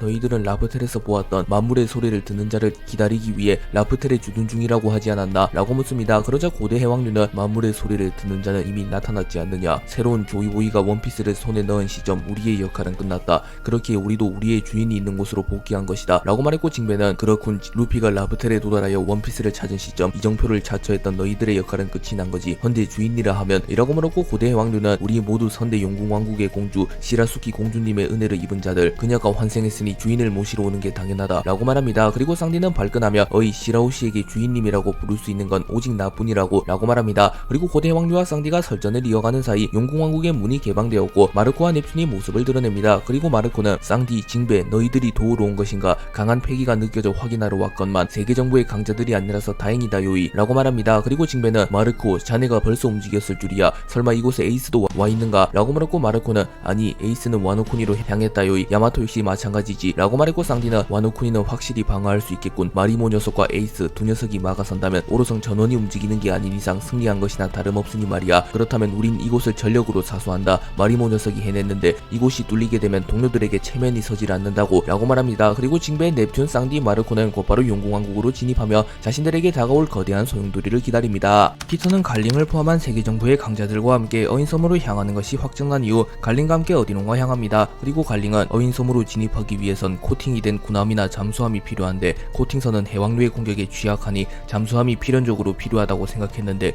이토록 많은 잠수함은 무엇입니까? 라고 물었고 피터는 그래 이젠 자네도 알 자격이 있겠지. 자네와 콩은 그간의 공로와 능력을 인정받아 우리와 그분에 이은 6번째 불로수술의 대상자이니 라고 말했고 갈링은 매우 긴장한 듯한 표정을 지으며 허면 역시 당신들의 위에 군림하는 존재가 존재했던 것이군요 라고 말했고 피터는 그래 그분의 조남은 네로나 가문의 이무성 세계정부를 창설한 20개의 왕국의 왕중 중심에 있던 분이시다. 과거 그분은 조이보이와의 전쟁에서 승리하며 세계정부를 창설하는 데 성공했고 고대병기를 활용하여 전세계의 해수면을 200m나 상승시켰고 훗날 언젠가 같은 일이 반복될 것을 우려하여 선박뿐만 아니라 잠수함을 제작해 놓을 것을 명령하셨다. 그리고 이제서야 그분의 해안이 빛을 발하는군. 이 잠수함들을 활용하면 어인섬에 효율적으로 접근할 수 있을 것이며 수많은 병력을 어인섬에 투입할 수 있을 것이다 라고 말합니다. 그리고 갈링은 역시 신들의 정점은 통찰력의 깊이가 급이 다르군요. 그분의 존재를 알게 된 것 자체가 영광입니다. 천룡인과 세계정부의 번영을 위해 더욱 노력하겠습니다 라고 말합니다. 그리고 피터는 자네의 아들 샹크스도 자네 같았으면 좋았을 텐데 말이야. 능력은 출중하나 사상이 틀려먹었군. 이번 기회에 자네의 아들도 제거할 수밖에 없다네. 그래도 상관없나? 라고 물었고 갈링은 신에게 대항한 자, 쓰레기에게 동조한 자, 그런 녀석들은 쓰레기와 동급 아니 그 이하입니다. 제거되는 게 당연하지요 라고 말하며 충성심을 드러냈고 피터는 흡족한 듯한 미소를 지으며 훌륭하군 이라고 말합니다. 그리고 피터가 이끄는 세계정부의 강자들은 특수잠수함을 타고 어인섬으로 향합니다. 넵튠은 세계정부의 강자들이 어인섬을 침공할 것을 예상한 이후 시라우씨에게 더욱 깊숙한 해저로 몸을 기하라고 합니다. 그리고 원체 겁이 많았던 시라우씨는 곧바로 어인섬에서도 가장 깊숙한 해저로 향합니다. 하지만 시라우씨는 그 순간 루피를 떠올렸고 루피가 자신에게 언제 어디서든 지켜주겠다고 말한 것을 생각합니다. 그리고 시라우씨는 자신이 고대병기 포세이돈이며 모든 해왕류들에게 명령을 내릴 수 있는 존재라는 것을 알고 있었기에 자신 역시 숨는 것이 아니라 싸워야 할 때라고 생각합니다. 그리고 시라우씨는 아바마마 저도 싸우겠어요. 여인족의 운명이 달렸는데 저도 숨을 수만은 없어요 라고 말했고 넵튠은 시라우씨에게 감동을 받으며 밀짚모자를 만난 이후 무언가 변한 것인가 라고 중얼거린 이후 시라우씨가 전쟁에 참전하는 것을 허락합니다. 하지만 넵튠은 아직 너는 어리다뇽. 그러니 전방에서 싸우는 것만은 허락 못한다. 후방에서 모두를 서포트하도록 해라뇽 이라고 말합니다. 그리고 시라우씨는 고개를 끄덕였고 곧바로 어인섬 중심부로 이동합니다. 그리고 그곳에는 고대 해왕류들이 나타나 있었고 어인섬의 주민들조차 경악하며 저렇게 거대한 해왕류는 처음 본다. 설마 우리를 공격하는 건 아니겠지 라고 말하며 겁에 질린 듯한 표정을 짓고 있었습니다. 하지만 그 순간 고대 해왕류들은 시라우씨를 바라보며 당신입니까 우리의 새로운 주인이 라고 말했고 시라우씨는 고대 해왕류의 말을 유일하게 알아들었고 시라우씨는 당신들은 누구신가요? 라고 물었고 고대 해왕류는 선대 어인섬의 공주 아니 선대 포세이돈이신 시라수키님의 신복들입니다. 이젠 당신이 저희들의 새로운 주인이십니다 라고 말합니다. 그리고 시라우씨는 그렇다면 저를 도와 세계정부의 침입을 막아주세요. 어인섬은 지금 큰 위기에 빠졌습니다 라고 말합니다. 그리고 고대 해왕류는 알겠습니다. 헌데 벌써 미상의 존재들이 접근 중이군요 라고 말하며 견문색 배기를 사용하여 세계정부의 잠수함이 어인섬을 향해 접근 중인 것을 눈치챕니다. 그리고 시라우씨는 이 모든 사실을 넵튠에게 전해주었고 넵튠은 고대 해왕류라면 기록에서 본 적이 있다. 저들은 라프텔에서 새로운 조이보이를 기다린다고 들었는데 밀짚모자가 해적왕이 된 이후 해방된 것인가 라고 생각합니다. 어인섬에 주둔 중인 해적 측 인물들이 만반의 준비를 갖추었고 마침내 세계정부의 마크가 새겨진 잠수함들이 나타납니다. 그리고 이들은 곧바로 어인섬으로 진입하려 합니다. 하지만 그 순간 시라우씨가 고대 해왕류를 포함한 해왕류들에게 모두 잠수함을 막아주세요 라고 소리쳤고 고대 해왕류를 포함한 무수히 많은 해왕류들이 일제히 세계정부의 잠수함을 향해 달려갑니다. 그리고 고대 해왕류들의 폼이 변하게 되었고 몸에 가시 같은 게 돋아났으며 덩치가 더욱 커지며 매우 위협적인 상태가 됩니다. 그리고 피터는 잠수함 속에서 이를 바라보며 고대 해왕류 저 녀석들이 우리를 공격한다는 것은 고대병기 포세이돈이 전투에 참전했다는 뜻인가? 하지만 아직은 시라수키에 비하면 애송이다. 고작 이 정도 숫자의 해왕류로는 우리의 진격을 막아서지 못한다 라고 말합니다. 그리고 갈링은 전 함대에게 예상대로 해왕류가 나타났다. 전원 다이나스톤을 사용하여 해왕류들을 처리한다 라고 말합니다. 참고로 다이나스톤은 과거 제파가 그랜드라인을 모조리 불태워버릴 계획인 그랜드 리부트 계획을 시도할 때 섬들을 불태워버릴 목적으로 사용한 무기로 고대병기와 맞먹는 힘을 가졌다고 전해지는 매우 강력한 무기입니다. 그리고 세계정부의 잠수함에서 일제히 다이나스톤이 해왕류들에게 향해 날아갔고 다이나스톤이 폭발하며 해왕류들의 대부분이 쓰러집니다. 하지만 다이나스톤은 공기와 접촉을 하면 더욱 큰 효과를 내나 해제는 공기의 양이 적었기에 평소의 다이나스톤보다는 약한 효과를 냈고 고대 해왕류들은 다이나스톤을 버텨내는데 성공합니다. 고대 해왕류는 다이나스톤을 버텨내는데 성공했으나 오랫동안 라프텔의 이정표를 자처하며 신체 능력이 크게 저하됐던 터라 꽤나 큰 부상을 입은 모습을 보입니다. 그리고 그 순간 이오가 나타나 능력자들은 참 불쌍하단 말이야. 고작 바닷속이라는 이유로 자신의 힘을 온전히 다루지 못하니 라고 말한 뒤 곧바로 잠수함에서 빠져나옵니다. 그리고 해군들은 당황하며 이곳은 깊은 해저라고 인간이라면 수압을 견디기 힘들 텐데 라고 말했고 묘묘사기 중장은 경고망동하지 말아라. 이 역시 작전의 일부다. 저분은 신의 기사단 부사령관 2호 폐기를 극한으로 단련한 비능력자. 물속에서 버티는 것은 당연지사. 직접 고대 해왕류들을 쓰러뜨리고 진입로를 확보해 주실 것이다. 우리는 타이밍을 맞춰 어인섬으로 진입한다 라고 말합니다. 그리고 고대 해왕류는 2호를 인식하며 고작 3m도 안되는 작은 생명체 따위가 라고 말하며 곧바로 2호를 빨아들여 삼켜버리려 합니다. 하지만 그 순간 2호는 자신의 양주먹에 무장색 패기와 폐양색 패기를 휘감은 이후 자신의 양주먹을 맞닿으며 충격파를 일으키며 거대한 소용돌이를 일으키는 기술인 권폐충돌 소용돌이를 사용하여 매우 거대한 소용돌이를 생성하여 거대 해왕류들을 공격하였고, 다이나스톤으로 인하여 부상을 입은 거대 해왕류들은 속수무책으로 당하며 쓰러집니다. 그리고 갈링은 매우 만족한 듯한 표정을 지으며 사실상 신의 기사단이라는 이름이 유지되는 건 나와 2호가 있기에 가능한 일이다. 젊은 나이에 이미 재능을 드러내며 현재 신의 기사단 부사령관직을 수행 중인 2호는 내가 평가하자면 해군대장을 능가하는 강자이다 라고 말합니다. 그리고 2호가 고대 해왕류들을 날려버리는데 성공하였고 세계정부의 잠수함은 일제히 어인섬으로 진입합니다. 그리고 쌍디는 담배를 피며 드디어 시작인가, 세계정부 녀석들 많이들 몰려왔군. 하지만 시라짱은 절대로 넘겨줄 수 없다고 라고 말했고, 마르코는 동감이다 요이 검은다리. 이제 곧 지원군도 도착할 터이니. 그리고 쌍디는 지원군이라면 불주먹을 말하는 건가 라고 물었고, 마르코는 고개를 저으며 에이스는 아니지만 역시 무시할 수 없는 녀석이라고 요이 라고 말합니다. 마르코는 어인섬으로 향하기 전 자신들만으로는 세계정부의 강자들을 막아설 수 없을 것이라고 생각합니다. 또한 쌍디가 지원을 온다는 사실조차 알 방법이 없었기에 지원군을 부르려 합니다. 그리고 마르코는 이제는 신힘수염 해적단에 합류한 위블에게 위블 정말 같이 안 갈 거냐 요이 라고 물었고, 위블은 눈물을 흘리며 마르코 미안해. 물속으로 들어가는 건 너무 무섭단 말이야. 그리고 아버지의 고향도 지켜야 하고 라고 말했고, 조조는 웃음을 지으며 덩치에 비해 겁이 많구나 녀석. 마르코 어차피 스핑크스 섬을 지킬 사람도 필요하다. 이 녀석 보고 우리가 자리를 비운 사이 스핑크스 섬을 지키라고 하는 게 어떤가 라고 물었고, 비스타 역시 동조하며 무섭다는 녀석을 억지로 끌고 갈 순 없지. 이 녀석이 에이스가 없는 시점 우리 해적단의 가장 든든한 전력이면 부정할 수 없지만 이라고 말했고, 마르코는 고심 끝에 위블에게 그럼 위블 넌 스핑크스 섬을 지키고 있어라 요이. 우리는 어인섬으로 가겠다 요이 라고 말했고, 위블은 미안해. 아버지의 고향은 확실히 지키고 있을게 라고 말합니다. 그리고 마르코는 조즈 비스타에게 우리만으로 세계정부를 막는 것은 역부족일 것이다 요이. 더군다나 어인섬은 평범한 섬과는 다르게 고대병기 포세이돈이 잠들어 있다 요이. 그러니 필히 지원군이 필요하다 요이 라고 말합니다. 그리고 조조는 그렇다면 최소 사왕급에 준하는 녀석 정도는 필요하겠군. 헌데 그런 지원군을 어디서 구한단 말이지 라고 물었고, 마르코는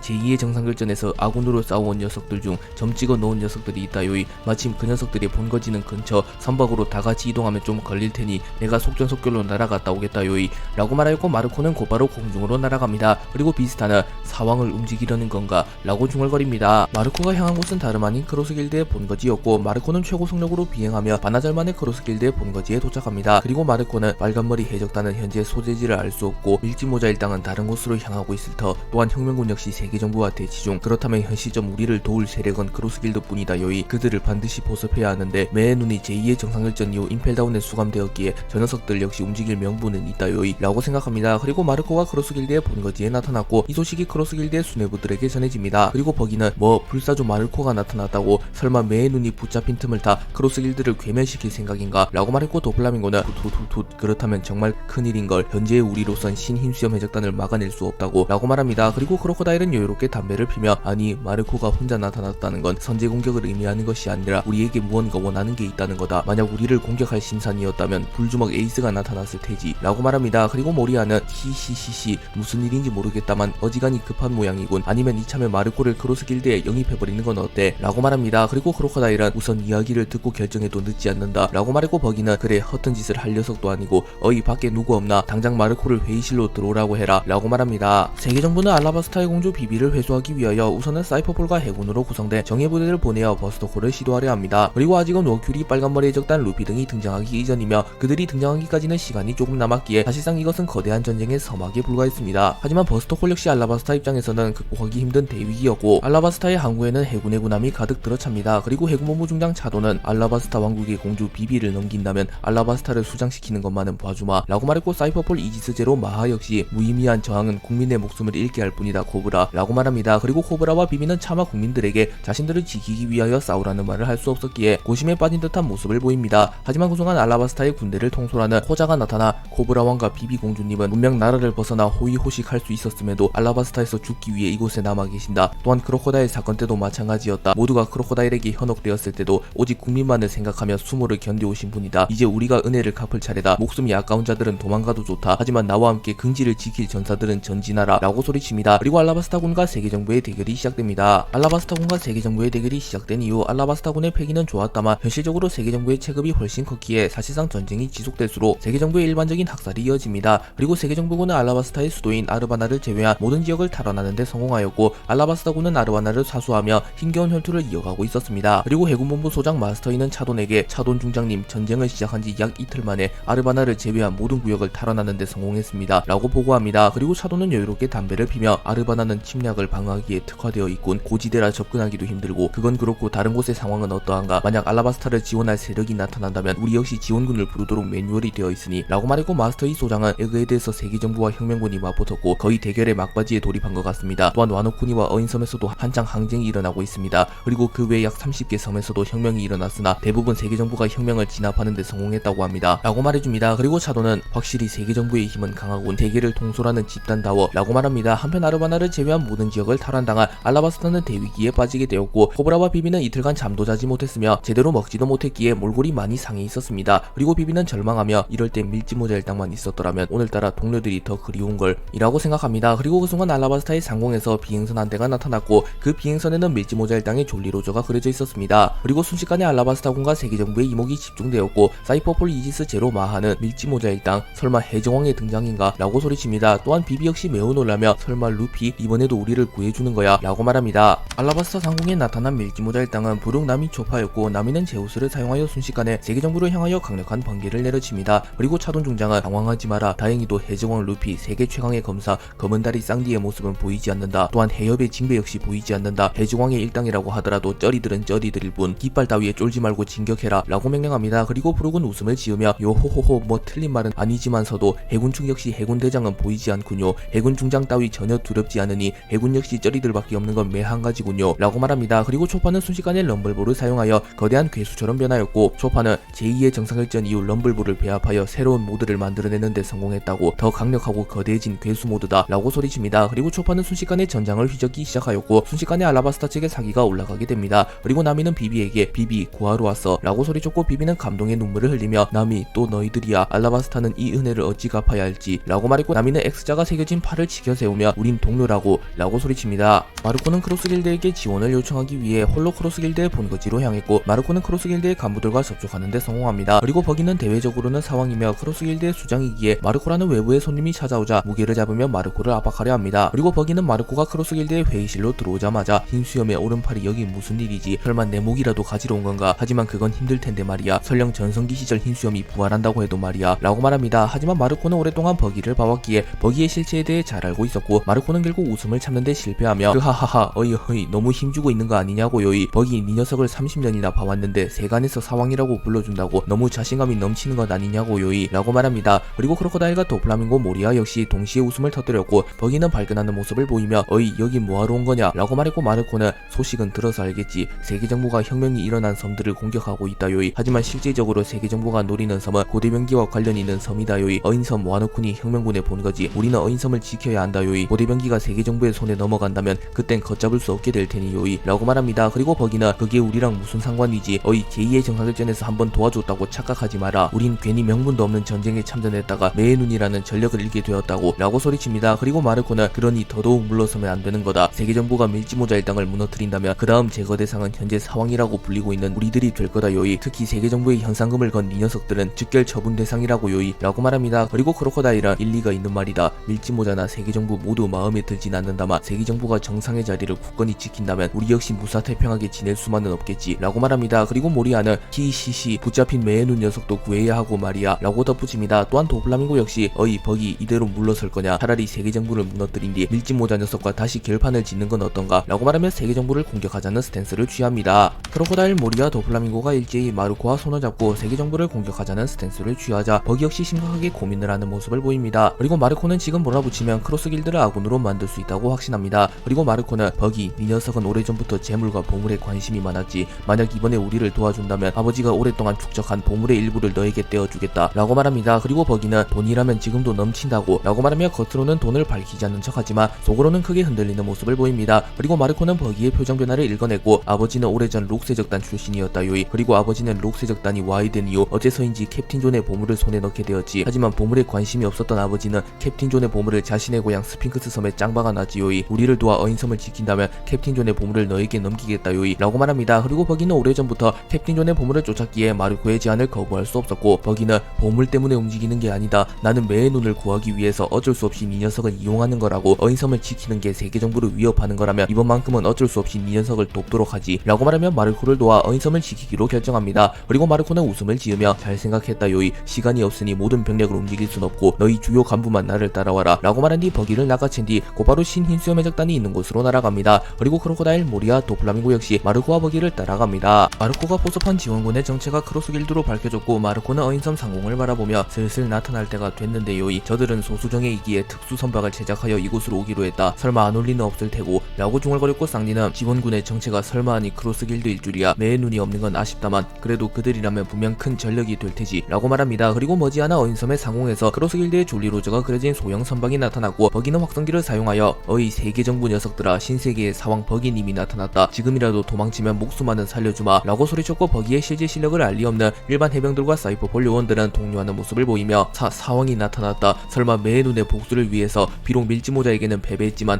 광대버기는 빨간머리 샹크스와 어깨를 나란히 하는 강자라고 라고 소리칩니다. 그리고 갈링 역시 조금은 긴장한 듯한 모습을 보이며 성가신 녀석이 나타났구만. 저 녀석 역시 나의 아들 샹크스와 마찬가지로 전 해적왕 로저에 배서 견습을 마치며 실무회를 거쳐 사왕이 된 남자. 저 녀석 역시 무시할 수 없는 강자겠지 라고 중얼거립니다. 하지만 피터는 아랑곳하지 않으며 명성에 겁먹으며 사기를 잃는 것이 가장 멍청한 짓이지. 크로스길드가 나타났다고 해서 바뀐 건 하나도 없다 라고 말한 뒤 갈링에게 공격 명령을 내렸고 어인섬에서 세계정부와 해적연합의 전쟁이 시작됩니다. 갈링이 공격 명령을 내린 이후 본격적인 전쟁이 시작되었고 무수히 많은 수의 해군과 사이퍼폴 요원이 특수 제작된 잠수함에서 내립니다. 그리고 쌍디는 이를 보며 담배를 피며 후, 많이도 끌고 오셨구만. 루피나 마리모 검사 녀석이 있었다면 편했겠군. 회황색 팩이 한 방이면 청소가 되었을 테니 라고 중얼거립니다. 그리고 마르코는 세세 열매 모델 불사조를 사용하며 불사조의 형태로 변신한 이후 그 하하하 네 말을 들으니 아버지나 에이스가 그립구만 요이 라고 말한 뒤 곧바로 해군을 향하여 날아갑니다. 그리고 쌍디 역시 마리드 잠브를 사용하였고 쌍디의 발에는 검은색 불꽃이 타올랐고 후지토라는 견문색 피기를 사용하여 쌍디의 기척을 느끼며 기이한 악마의 힘을 다루는 남자 제2의 정상결전에서 맞붙었던 검은 다리가 이곳에 있군요 라고 말합니다. 그리고 쌍디는 순식간에 월보를 사용하여 공중에 떠올랐고 해군들은 쌍디를 발견하며 밀지모자 일당의 양날개 검은 다리 쌍디다. 저 녀석이 해적연합의 핵심일터. 저 녀석을 잡으면 전쟁은 끝난다 라고 소리치며 쌍디를 향하여 포탄과 총을 발포합니다. 하지만 그 순간 쌍디는 혈통자를 발현하며 해군들의 포격을 맞았음에도 생치기조차 나지 않았고 쌍디는 여유로운 모습을 보이며 곧바로 하강한 뒤 악마 요리 데모니오를 사용하여 무수히 많은 수의 해군과 사이퍼폴 요원을 날려버립니다. 그리고 그 순간 갈링이 나타났고 갈링은 폐왕색 피기가 실린 참격을 사용하여 쌍디를 멀리 날려버립니다. 쌍디는 갈링의 공격을 허용하며 충격을 입으며 멀리 날아갔으나 찰나의 순간 견문색 피기를 사용하며 갈링의 공격을 읽어내며 데미지를 최소화시켰고 갈링의 공격을 버텨내는데 성공합니다. 그리고 혈통인자가 발현되며 쌍디의 상처가 자동으로 치유되기 시작하였고 갈링은 이를 보며 호, 신기한 능력을 가졌군. 분명 비능력자라고 들었는데 라고 말했고 쌍디는 신의 기사단 총사령관이 기습이라니 정면으로 맞붙는 건 자신 없었나 라고 묻습니다. 그리고 갈링은 웃음을 지으며 정정당당한 대결 따윈 이 바다에는 존재하지 않는다네. 역사는 오직 승자만을 기억할 뿐이지 라고 말한 뒤 자신의 검 크레센트 소드의 폐양색 패기를 휘감은 이후 폐양색 패기와 참격을 동시에 방출하며 쌍디를 공격합니다. 그리고 쌍디는 마리드 잠브를 사용하여 자신의 발의 불꽃을 극대화하며 갈링의 공격을 막아서려 합니다. 하지만 그 순간 신의 기사단 부사령관 이호가 쌍디의 뒤에서 나타났고 이호는 곧바로 쌍디를 붙잡아버립니다. 그리고 쌍디의 모든 신경은 갈링에게 집중되어 있었기에 쌍디는 차마 이호가 접근하는 걸 눈치채지 못했고 쌍디는 결국 이호에게 붙잡히며 갈링의 공격을 막아내지 못하며 갈링의 공격을 정통으로 허용합니다. 그리고 쌍디는 피를 토하며 멀리 날아갔고 갈링은 전투력만큼은 세계의 정상에 올랐으나 아직은 확실히 경험이 부족한 애송이군 이라고 말했고 이호는 방심하지 말라고, 세상은 그렇게 만만하지 않아 라고 말합니다. 그리고 쌍디는 다시 일어나며 정정당당까진 기대조차 하지 않았다만 이거 원 신의 기사단이라는 녀석들이 이 정도로 더티하게 싸우다니 라고 말하며 웃음을 지었고 쌍디와 신의 기사단의 2차전이 시작됩니다. 한편 피터는 잠수함 내부에서 상황을 읽고 있었고 무언가 불편한 듯한 표정을 지으며 자신이 직접 나서지 않는 이상 어쩌면 세계정부가 패배할 수도 있다고 생각합니다. 마르코 조즈 비스타는 무수히 많은 전쟁을 치러온 베테랑답게 순식간에 전장을 휘젓기 시작합니다. 그리고 마르코는 바닷속이라 그런지 능력이 잘 안 써지는구만 요이 라고 말했고 조즈 역시 공감하는 표정을 지으며 왜인지 굼 떠진 느낌이군 이라고 말합니다. 그리고 비스타는 웃음을 지으며 와하하하 나는 전혀 문제없다고 라고 말합니다. 그리고 마르코 조즈 비스타는 순식간에 파시피스타 마크 3를 포함한 해군 사이퍼포를 쓰러뜨리는데 성공합니다. 그리고 해군 장교 한 명은 역시 흰 수염과 함께 수십 년간 바다를 호령한 강자들인가 평범한 전력으로는 막아서는 것조차 불가능하다 라고 말합니다. 그리고 견문색 패기를 통하여 이를 느낀 후지토라는 아무래도 제가 나서야 될 것 같군요. 더 이상 방관한다면 해군 측의 피해는 커질 터 이곳은 바닷속이라 운석을 불러오지 못한다는 게 아쉽군요 라고 말한 뒤 중력도를 사용하여 마르코 조즈 비스타의 주변의 중력을 통제하는 데 성공하였고 잠시나마 마르코 조즈 비스타의 진격을 막아섭니다. 그리고 마르코는 후지토라를 바라보며 해군본부 대장 후지토라, 저 녀석의 능력은 변수가 될지도 모른다요이. 저 녀석을 홀드하는 것보단 빠르게 처리하는 게 낫겠지. 조즈 비스타 약 10년 전 만의 협공이다 라고 말했고 조즈는 웃음을 지으며 제 아무리 해군본부 대장이라 할지라도 우리 셋을 동시에 상대하는 것은 불가능할 터 라고 말하며 자신감을 드러냈고 비스타 역시 자신의 검을 바라보며 검사로서 다인전은 별로 하고 싶지 않다만 상황인 만큼 체면보다는 실리를 따져야겠지 라고 말합니다. 그리고 후지토라는 자신의 주변에 있는 해군들에게 저 셋은 제가 맡겠습니다. 여러분들은 어인섬의 중심부로 향하여 용궁왕국의 공주를 확보하십시오 라고 말했고 해군들은 일제히 용궁왕국 쪽으로 뛰어갑니다. 마르코는 용궁왕국 쪽으로 향하는 해군과 파시비스타를 바라보며 용궁왕국의 병력이 해군 측에 비해 크게 열세하다고 판단하였고 조즈에게 조즈 용궁왕국 쪽으로 지원을 가라요이. 후지토라를 먼저 처리하려 했는데 용궁왕국 쪽이 시급한 것 같구만. 저쪽에 징배가 있었군. 조즈 저곳은 징배에게 맡겨두고 원래대로의 계획대로 간다요이 라고 말했고 조즈는 나 참 갈팡질팡 하는구만 마르코 라고 말합니다. 그리고 징배는 마르코 조즈 비스타를 바라보며 이곳 용궁왕국의 입구는 내가 맡겠네. 자네들에게는 해군대장 후지토라를 맡기겠네 라고 말합니다. 한편 쌍디 역시 갈링 2호와 혈투를 벌이고 있었고 쌍디는 신의 기사단의 최고 전력 2명을 상대로도 꽤나 선전하는 모습을 보이고 있었습니다. 또한 크로스 길드의 잠수함이 어인섬에 완전히 상륙했고 버기, 모리아, 크로코다일, 도플라밍고 역시 곧바로 전투에 참전하였고 순식간에 분위기가 기울어가기 시작하며 해적연합 측의 사기가 점점 올라가기 시작합니다. 그리고 시라오씨는 어인섬을 위해 외부인들도 저렇게 열심히 싸우는데 우리 어인족들 역시 질 수는 없습니다. 모두 목숨을 걸고 세계정부를 물리칩시다 라고 소리쳤고 시라오씨는 평범한 인어가 아닌 고대병기 포세이돈이었기에 시라오씨의 연설은 어인들의 심금을 울렸고 어인들 역시 각오를 보이며 전장에 투입됩니다. 그리고 상황실에서 이 모든 상황을 지켜보고 있던 오로성 피터는 심기가 불편한 듯한 표정을 지으며 벌레들이 감히 발악해도 소용없다는 걸 모르는 건가? 그렇다면 저 녀석들에게 가르쳐주는 수밖에. 감히 세계정부에 대항한 대가가 무엇인지 말이야 라고 말한 이후 피터 역시 어인섬의 모습을 드러내며 전쟁에 참전합니다. 그리고 피터가 나타나며 어인섬의 중심에 거대한 마법진과 같은 것이 나타났고 이미 제2의 정상전에서 오로성과 대치한 경험이 있는 쌍디는 놀라는 표정을 지으며 오로성이 나타난 건가? 젠장 신의 기사단만으로도 벅찬데 말이야 라고 말했고 갈링은 곧바로 무릎을 꿇으며 별이 강림했나이까 라고 말했고 샌드웜의 형태를 한 피터가 전장에 나타납니다. 그리고 피터는 고대병기 포세이돈, 인어공주 시라우씨를 생포하고 어인섬의 모든 생명을 불살라라 라고 명령하였고 해군들은 마치 세뇌당한 듯한 모습을 보이며 더욱 난폭하게 공격을 시도하며 용궁왕국은 큰 위기를 맞이하게 됩니다. 피터가 본격적으로 전쟁에 참전하기 이전 크로스 길드의 간부들은 적극적으로 전쟁에 참전하진 않았습니다. 하지만 피터가 등장하며 이들 역시 제2의 정상결전 막바지에 세계정부 최후의 전력의 강함을 몸으로 느꼈기에 자칫하면 자신들이 패배할 수도 있다고 판단하며 이들 역시 적극적으로 전쟁에 참전합니다. 그리고 크로코다일은 물속이라 영 찜찜한데 뭐 어쩔 수 없나 라고 말한 뒤 사막의 보검을 사용하여 순식간에 해군들을 날려버립니다. 그리고 도플라밍고는 웃음을 지으며 툭툭툭 불평불만 하지 말라고 악어 자식아. 모래만 특별히 힘든 게 아니라고. 악마의 율매 능력자는 모두 힘이 빠져나가는 느낌을 받을 거다 라고 말한 뒤 공중으로 날아올라 오색시를 사용하여 순식간에 사이퍼폴 요원들을 날려버립니다. 그리고 모리아는 히히히히 하루 종일 싸워대는구만. 불평할 시간에 한 놈이라도 더 잡으라고. 지금 나타난 오로성은 너무나도 위험한 녀석이라고 라고 소리친 뒤 그림자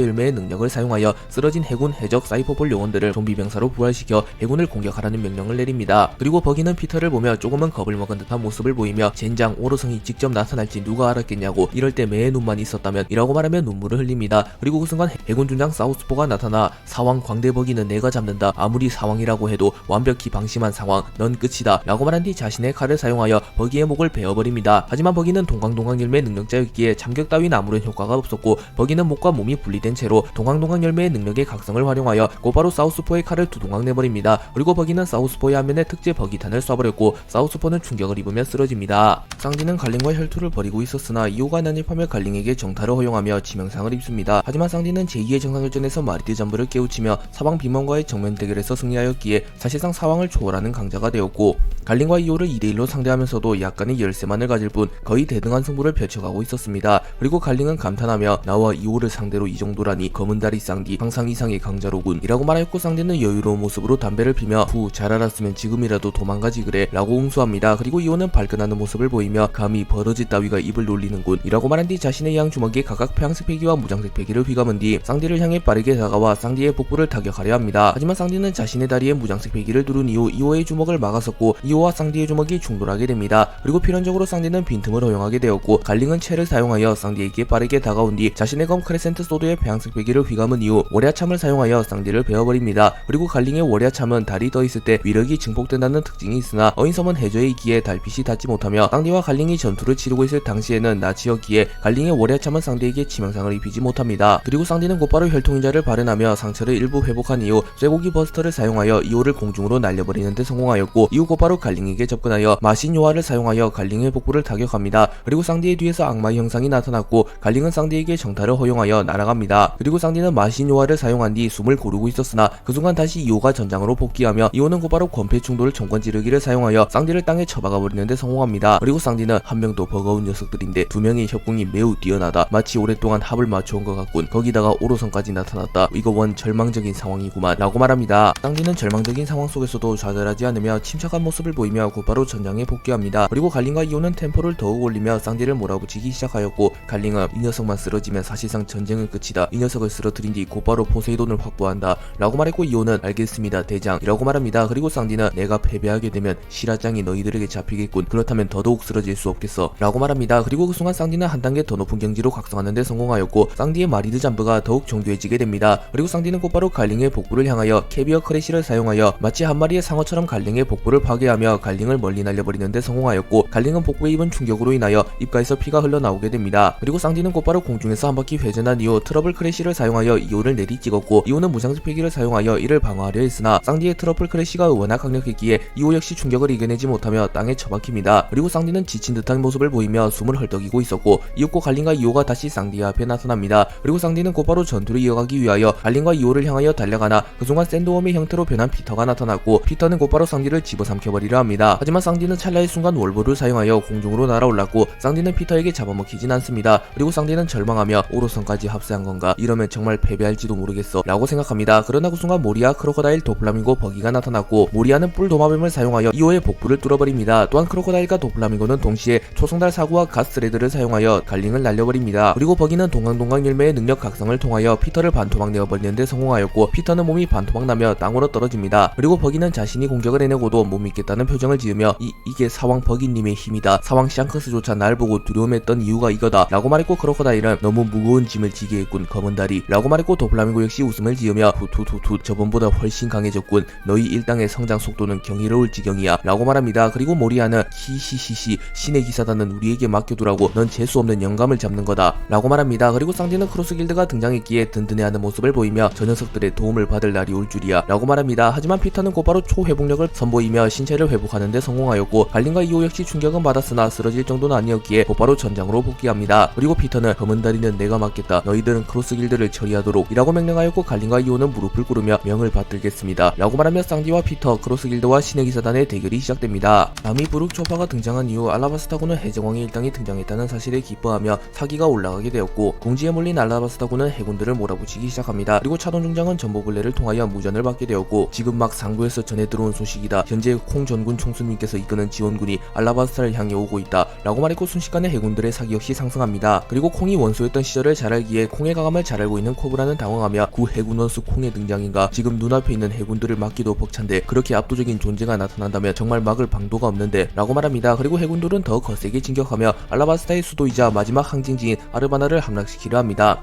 하지만 그 순간 아르바나 전역을 뒤덮을 정도의 강력한 폐왕색 패기가 해군을 덮쳤고, 아르바나로 향하던 해군의 대다수가 정신을 잃으며 쓰러집니다. 그리고 차도는 당황하며 무슨 일인가? 폐왕색 패기 이 정도 위력이라면 설마 라고 말했고, 은소틸 소장 역시 놀라는 표정을 지으며 레이더에 많은 수의 적들이 포착되진 않았습니다. 말씀드리는 순간 타마리스크 해안의 빨간머리 해적단의 선박이 라고 소리칩니다. 그리고 아르바나의 상공에서 큰 폭발이 일어났고, 공중에서 샹크스가 모습을 드러냅니다. 그리고 샹크스는 알라바스타와 네팔타리 가문은 포네그리프를 남긴 장본인들, 최후의 전쟁에서 분명 중요한 역할을 하게 될 자들이다. 알라바스타를 멸망시키고 네팔타리 가문의 공주 비비를 데려가려면 우선 나부터 쓰러뜨려야 될 것이다 라고 말했고, 샹크스는 공중에서 해군들을 향하여 카무사리를 날립니다. 그리고 고작 일반 해병들이 샹크스의 카무사리를 막아설 리가 없었고, 해군들은 추풍낙엽처럼 쓰러져 나갑니다. 그리고 차돈은 곧바로 전보벌레를 통하여 콩에게 연락한 뒤 공 전군 총수님 차돈 중장이 보고합니다. 현재 알라바스타의 수도 아르바나를 제외한 모든 지역을 탈환하는 데 성공하였습니다. 하지만 빨간머리 해적단이 나타났고 아르바나를 탈환하기는커녕 해군이 전멸될 위기에 빠졌습니다 라고 말합니다. 그리고 콩은 빨간머리 샹크스 수십 년간 움직임이 없던 녀석이 밀짚모자가 움직인 순간을 기점으로 세계의 운명에 크게 관여하는군. 흥분하지 마라 차돈 중장, 이제 곧 도착한다. 또한 우린 그분과 함께 알라바스타로 향하는 중이니 제 아무리 빨간머리 해적단이라고 할지라도 비비를 지키지 못할 테다 라고 말합니다. 해군은 압도적인 전력을 바탕으로 알라바스타에 알라바스타를 몰아붙이며 수도 아르바나를 제외한 모든 지역을 탄압합니다. 그리고 밀지모자 일당의 개입으로 분위기가 바뀌긴 했으나 현실적으로 초파 부룩나미가 전쟁의 판도를 뒤집는 것은 불가능했고 해군 아르바나의 성벽을 거의 다 허물어가며 아르바나를 탈환하기 직전에 놓입니다. 하지만 샹크스를 필두로 한 빨간머리 적단이 나타났고 전쟁의 판도는 완전히 뒤집히게 됩니다. 샹크스는 등장과 동시에 평색 패기를 뿜어내며 대부분의 해군들을 기절시키는 데 성공하였고 차돈중장과 마하는 침착한 모습을 보이며 곧바로 파시피스타 마크3를 투입하라는 명령을 내립니다. 그리고 해군 중장과 소장들 역시 전면에 나섰고 알라바스타 근처 지부의 주둔종이던 해군의 지원군이 도착합니다. 그리고 벤베크맨은 아직 해군의 메인 전력은 등장하지 않은 것 같군. 하지만 저 녀석들의 등장으로 유일한 탈출구였던 타마리스크 항구 쪽 역시 봉쇄되었다. 우리의 선박들 역시 타마리스크 항구 쪽에 묶여있고 라고 말했고 샹크스는 타마리스크 항구 쪽의 해군들을 뚫고 강행한다. 우선 비비를 확보하는 게 우선이다. 시간을 지체한다면 세계정부 측에서도 강수를 둘 테니 라고 말합니다. 그리고 샹크스는 곧바로 전장으로 뛰어들었고 벤베크맨은 고심에 빠진 모습을 보이며 만약 해군이 우리의 선박을 부숴버린다고 해도 알라바스타에 구비된 선박이 남아있을 터 그 배를 타고 해안을 통해 알라바스타를 빠져나갈 순 있다. 샹크스 녀석 급하게 움직이는 줄만 알았는데 나보다 더 먼 수를 보고 있었군 이라고 생각합니다. 그리고 벤베크맨을 포함한 빨간머리 적단 역시 전장에 투입됩니다. 샹크스는 선두로 나서며 전장에서 활약하기 시작합니다. 그리고 해군본부 소장 트위스트와 해군본부 준장 찰거머리가 동시에 나타나 샹크스를 베어버리려 하며 죽어라 샹크스 라고 외칩니다. 하지만 샹크스는 검을 뻗지조차 않으며 오직 평색 패기만으로 해군본부 소장과 준장을 동시에 쓰러뜨립니다. 그리고 파시피스타 마크3 열구가 나타나 샹크스에게 일제히 레이저를 쏴버렸으나 샹크스는 참격을 사용하여 순식간에 레이저를 베어버리는 데 성공합니다. 그리고 샹크스는 카무사리를 사용하여 파시피스타 마크3 열구를 동시에 베어버렸고 파시피스타 마크3는 버브실드를 사용하여 샹크스의 카무사리를 막아내려 하였으나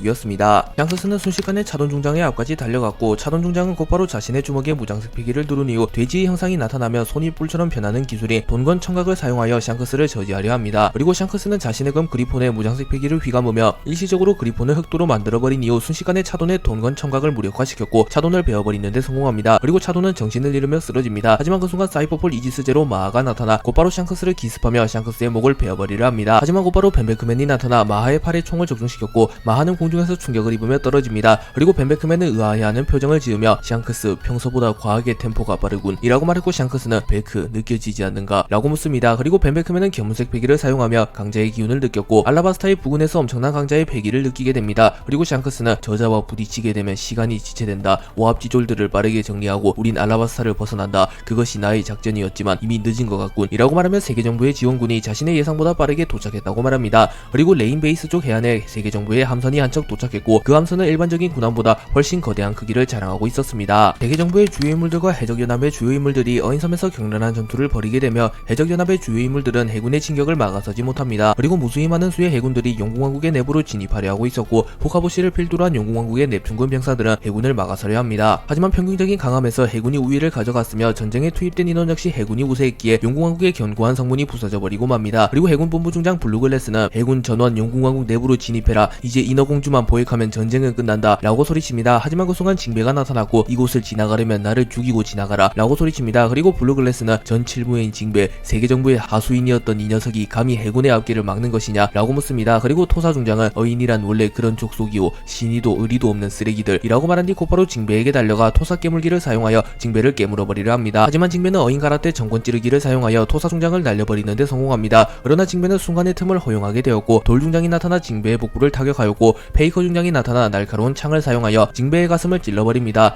또한 해군 수십 명이 일제히 징배를 향하여 포탄을 발포하였고 징배는 자욱한 연기 속으로 사라집니다. 그리고 해군들은 환호하며 전 칠무에도 별거 없구나 역시 해군본부 중장님들이시다 죽어라 징배 라고 소리칩니다. 하지만 징배는 여전히 쓰러지지 않고 서 있었고 홀로 용궁왕국의 입구를 지키고 있었습니다. 그리고 징배는 자신의 은인 흰수염이 정상결전에서 보여주었던 모습을 떠올리며 무언가를 지키기 위해 목숨을 거는 것이 이런 기분이었군요 라고 말합니다. 그리고 징배의 모습 역시 무수히 많은 해군에게 공격당했으나 긍지를 잃지 않은 흰수염의 모습과 비슷했고 징배의 모습은 한 마리의 야수와도 같았습니다. 피터가 쌍디를 마킹한 이후 갈링과 이온은 자연스럽게 크로스 길드와 대치하게 됩니다. 그리고 이온은 갈링 사령관님 직접 수장을 맡으시렵니까? 라고 물었고 갈링은 고심한 듯한 표정을 지으며 내가 직접 사왕 광대버기를 처리하겠다. 자네는 나머지 간부를 맡아주도록. 솔직히 말하면 매의 눈을 제외한 간부들은 실력이 출중하지는 않으니 별다른 무리 없이 처리할 수 있을 테다 라고 말합니다. 그리고 이온은 고개를 끄덕인 이후 그래도 조심하시죠. 사왕이라고 불리는 남자입니다. 광대버기는 밀지모자 일당에 라프텔로 진입하기 이전 가장 마지막까지 밀지모자 루피를 압박한 남자입니다 라고 말합니다. 그리고 갈링 역시 긴장한 듯한 표정을 지으며 물론 잘 알고 있네. 하지만 결국 저 녀석도 세계 정부의 앞날을 방해하는 쓰레기이다. 처절한 싸움이 될 테지만 반드시 승리하겠다 라고 말한 뒤 곧바로 버기를 향해 날아갑니다. 그리고 크로코다일이 사막의 보검을 사용하여 갈링을 저지하려 했으나 갈링은 견문색 패기를 사용하여 크로코다일의 공격을 손쉽게 피해냅니다. 그리고 갈링은 주제 파악을 해라 크로코다일, 감히 20억 베리 수준인 니놈이 황제들의 싸움에 끼겠다는 건가 라고 말하며 크로코다일의 수준으로는 자신과 버기의 대결에 낄 자격조차 없다고 말합니다. 그리고 크로코다일은 발끈하며 무언가 단단히 착각하는 것 같군. 제 아무리 징어가 자리를 만든다지만 명성이 과하게 부풀려져 있어 라고 중얼거립니다. 그리고 그 순간 크로코다일의 뒤에서 이오가 나타났고 이오는 곧바로 자신의 주먹에 무장색 패기를 휘감으며 크로코다일을 날려버리는데 성공하였고 이오는 떨거지를 집합, 이 녀석들은 내가 상대해주마 라고 말합니다. 그리고 크로코다일은 피를 흘리며 다시 일어났고 자신의 입가에 흐르는 피를 닦으며 뭐냐 저 주먹은 마치 임펠다운의 입구에서 맞붙었던 거프 중장이 생각나는군 이라고 말하며 이오의 주먹을 허용하며 거프를 떠올립니다. 그리고 도플라밍고는 언제까지 누워있을 거냐 악어 자식아 라고 말했고 크로코다일은 곧바로 모래로 상처를 재생하며 다시 일어납니다.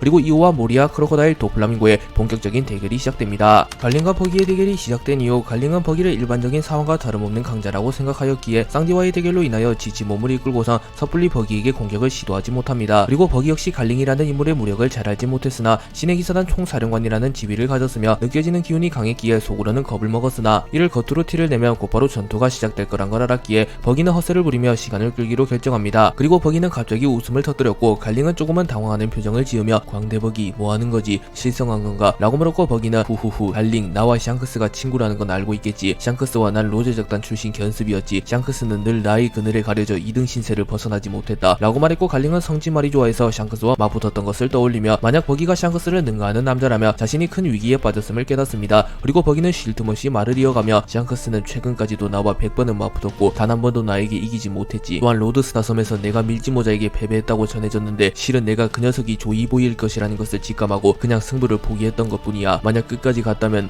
누가 이겼을지 모르겠군 이라고 말합니다. 그리고 갈링은 충격을 받으며 밀지모자 루피가 보여준 퍼포먼스는 세계정부 최후의 전력들이신 그분들을 아득히 상회하는데 저 버기라는 녀석이 하는 말이 진실이라면 이번 전투는 세계정부의 필패다. 섣불리 저 녀석과 맞붙는 건 너무나도 위험한데 라고 생각합니다. 그리고 버기는 고민을 하는군. 초승달 나으리 뭐 나도 지친 노인을 죽이고 싶진 않군. 나에게도 전사의 피가 흐르니 말이야. 이놈이 회복할 때까지 기다려주마. 남자답게 붙어보자 라고 말합니다. 그리고 갈링은 매우 위축되었고 버기의 허세에 휘말리며 고맙군 자비를 베풀어준다니. 하지만 나 역시 세계로 호령한 강자 눈앞에 적에게 목숨을 구걸할 만큼 호락호락하진 않아서 말이야 라고 말한 뒤 곧바로 전투를 치를 준비를 마쳤고 버기는 당황하는 표정을 지으며 젠장 저 영감 만속잖아. 어떡하지 붙으면 필패인데 라고 생각하나 겉으로는 티를 내지 않으며 호 그런가 재밌군. 그렇다면 한번 놀아볼까 라고 말하며 버기와 갈링의 대결이 시작됩니다. 샹크스가 알라바스타로 지원을 간 이후 샹크스는 순식간에 해군들을 쓰러뜨리며 비비가 도주할 수 있는 퇴로를 확보하는 데 성공하려 합니다. 하지만 그 순간 전군 총수 콩이 이끄는 세계정부의 지원군이 나타났고 빨간머리 적단과 알라바스타의 주둔 중인 연합군은 위기를 맞이합니다. 콩은 알라바스타에 상륙하기 직전 샹크스에게 설마 하니 이 녀석이 나타날 줄이야. 빨간머리 샹크스 분명 세계의 운명을 바꾸기 위해 움직이는 남자는 아니었는데 어떠한 이유로 갑자기 움직이게 된 거지 라고 물었고 샹크스는 폭주하는 이 시대를 누구도 막을 수 없을 것이요 이미 신시대는 시작되었소 라고 말하며 전투 태세를 갖춥니다. 그리고 초파는 겁을 먹은 듯한 표정을 지으며 도대체 뭐야 저 거대한 군함은 이라고 말했고 남이나 전군 총수가 움직이면 일반적인 군함과는 비교도 안 될 만큼 거대한 군함이 나타난다는 소문이 있었는데 그 소문이 사실인 것 같은데 라고 말합니다. 그리고 부룩은 요호호호 정말 멋진 군함이네요. 하지만 걱정하지 마시길 빨간머리 해적단이 나타났으니 제 아무리 세계정부라 할지라도 손쉽게 알라바스타를 함락시키진 못할 겁니다 라고 말합니다. 그리고 콩은 곧바로 알라바스타에 상륙하였고 콩의 곁에는 신의 기사단이 무려 4명이나 있었고 가벨리에서 모습을 드러냈던 신의 기사단 2명과 알라바스타에서 쿠마와 대치했던 포보스와 아직은 정확히 정체를 알 수 없는 신의 기사단이 1명 있었습니다. 또한 콩은 해군만을 움직이는 인물이 아니었기에 소수이긴 하였으나 육군과 공군 역시 모습을 드러냈고 콩은 이들에게 일제히 알라바스타를 함락하라는 명령을 내립니다. 그리고 콩은 샹크스를 응시하며 조금의 시간만 흐르면 워큐리님께서 직접 행차하신다. 샹크스 네 녀석이 아무리 강하다고 하더라도 나와 워큐리님을 연속으로 상대할 순 없는 법. 해적왕 루피라도 나타나지 않는 이상 이놈들은 우리를 막아낼 방도가 없다 라고 말합니다. 그리고 콩은 곧바로 샹크스를 향해 날아갔고 샹크스와 콩의 대결이 시작됩니다. 샹크스는 콩을 향해 달려간 이후 곧바로 카무사리를 사용하여 콩을 공격합니다. 하지만 콩은 자신의 주먹에 무장색 패기를 두른 이후 갤럭시 임팩트를 사용하여 샹크스의 공격을 막아냈고 마치 이들의 충돌은 과거 로저와 거프의 충돌을 연상시킵니다. 그리고 콩은 그 기술은 로저 녀석의 기술인가 이라고 중얼거렸고 샹크스는 전군 총수 콩 우라노스 탈취 작전을 위해 성지 마리주아를 침공했을 때 직접 격돌하진 못했다만 드래곤과 충돌하는 것을 보며 어렴풋이 강함을 느낄 수 있었다. 나이든 노장이라고 생각하면 곤란하다. 저자의 기량은 여전히 세계의 최정상급. 극도로 긴장하지 않으면 그것은 곧 나의 패배로 이어질 테지 라고 생각하며 각오를 다지는 모습을 보였고 샹크스와 콩의 본격적인 대결이 시작됩니다. 그리고 벤베크맨을 포함한 빨간머리 해적단이 알라바스타군과 함께 혈투를 벌이며 해군을 처리하고 있었고, 빨간머리 해적단의 주요 멤버들의 앞에 신의 기사단이 나타납니다. 그리고 포버스가 벤베크맨의 앞에 나타났고, 포버스는 거대한 칼을 꺼내들며 빨간머리 해적단 부선장 벤베크맨, 잔챙이들은 놔두고 나랑 겨뤄보는 게 어떤가 라고 물었고, 벤베크맨은 곧바로 전투를 멈춘 채 담배를 피며 후 신의 기사단인가 라고 말한 뒤 곧바로 포버스와의 전투를 치를 준비를 마칩니다. 또한 타 신의 기사단 역시 빨간머리 해적단의 간부 나미 브룩 초파와 대치하게 됩니다. 어인섬을 침공한 해군과 해적연합이 격돌하게 되었고, 후지토라와 마르코 조즈 비스타의 대결이 성사됩니다. 그리고 마르코 조즈 비스타는 수적 우위에 있었기에 빠르게 후지토라를 처리하고 다른 곳을 지원하기 위하여 전투가 시작되자마자 템포를 끌어올리며 빠른 속도로 후지토라를 압박하기 시작합니다. 하지만 후지토라는 해군본부 최고 전력이라고 불리우는 대장 중 한 명이었기에 쉽게 당해주지 않았고, 후궁 열매의 능력을 사용하여 마르코 조즈 비스타가 자신에게 접근하는 것을 최대한 방어하며 잘 버텨내는 모습을 보입니다. 그리고 마르코는 저 성가신 능력을 뚫지 못한다면 대결이 길어질 수밖에 없다요이 라고 말했고, 조즈는 무장색 패기는 네가 제일 강하니 우선 네가 접근하여 잠시 틈을 만드는 게 어때? 그 틈에 나와 비스타가 공격하겠다 라고 말하며 셋 중에 무장색 패기가 가장 강한 마르코가 무장색 패기를 사용하여 후지토라의 쿠궁 열매에 저항하며 후지토라에게 빠르게 접근한 뒤 후지토라를 공격하며 일말의 틈을 만들어내자고 제안했고, 마르코는 곧바로 불사조의 형태로 변하여 후지토라에게 날아갑니다. 그리고 후지토라는 소용없습니다. 당신들을 모두 제압하는 것은 불가능하나 최대한 버티는 게 목적이라면 어려울 것도 없지요 라고 말한 뒤 쿠궁 열매의 능력을 사용하여 자신의 주변의 중력을 조절하며 자신에게 다가오는 모든 생물을 튕겨내버리며 마르코 조즈 비스타가 자신에게로 접근하는 것을 막아서려 합니다. 후지토라가 쿠궁 열매의 능력을 사용하며 다시 한번 마르코가 자신에게 접근해 오르는 것을 막아내려 합니다. 하지만 그 순간 마르코는 무장색 패기를 사용하며 후지토라의 쿠궁 열매에 저항해내며 완전히 튕겨나가진 않고 겨우 버텨내며 계속하여 앞으로 나아가려 하는 모습을 보입니다. 그리고 후지토라는 중력의 영향을 더욱 높이며 마르코를 튕겨내버리려 하였으나 그 순간 마르코는 무장색 패기를 한 차원 더 높은 경지로 확성하며 쿠궁 열매에 저항하는 데 성공하였고, 마르코는 곧바로 후지토라의 코앞까지 다가가는 데 성공합니다. 그리고 마르코는 체크메이트다 요이 라고 말한 뒤 봉황인을 사용하여 후지토라를 날려버리려 합니다. 하지만 후지토라는 중력도를 꺼내어 마르코의 공격을 막아섰고, 체크메이트가 아니라 이제 시작입니다만 쿠궁 열매의 저항을 뚫어낼지는 몰랐군요. 역시 무장색의 달인이라고 불릴만합니다 라고 말합니다. 그리고 마르코는 웃음을 지으며 깔보지 말라고 요이 신흰수염 해적단의 저력을 이라고 말합니다. 마르코가 무장색 패기를 사용하여 후지토라의 능력에 저항하며 후지토라에게 가까이 접근한 이후 후지토라의 빈틈을 만들어내는 데 성공합니다. 그리고 조즈가 곧바로 후지토라에게 다가와 브릴리언트 펑크를 사용하여 후지토라의 턱을 가격하였고, 후지토라는 피를 흘리며 비틀거립니다. 그리고 비스타가 곧이어 로즈론도를 사용하여 후지토라의 양 허벅지를 베어버리는 데 성공했고, 후지토라는 비틀거리며 쓰러집니다. 하지만 후지토라는 쓰러져가며까지 중력도를 사용하여 반격을 하였고, 후지토라는 해저이기에 운석을 불러오지는 못하였지만 주변에 있는 거대한 돌을 끌어들여 곧바로 마르코 조즈 비스타를 공격합니다.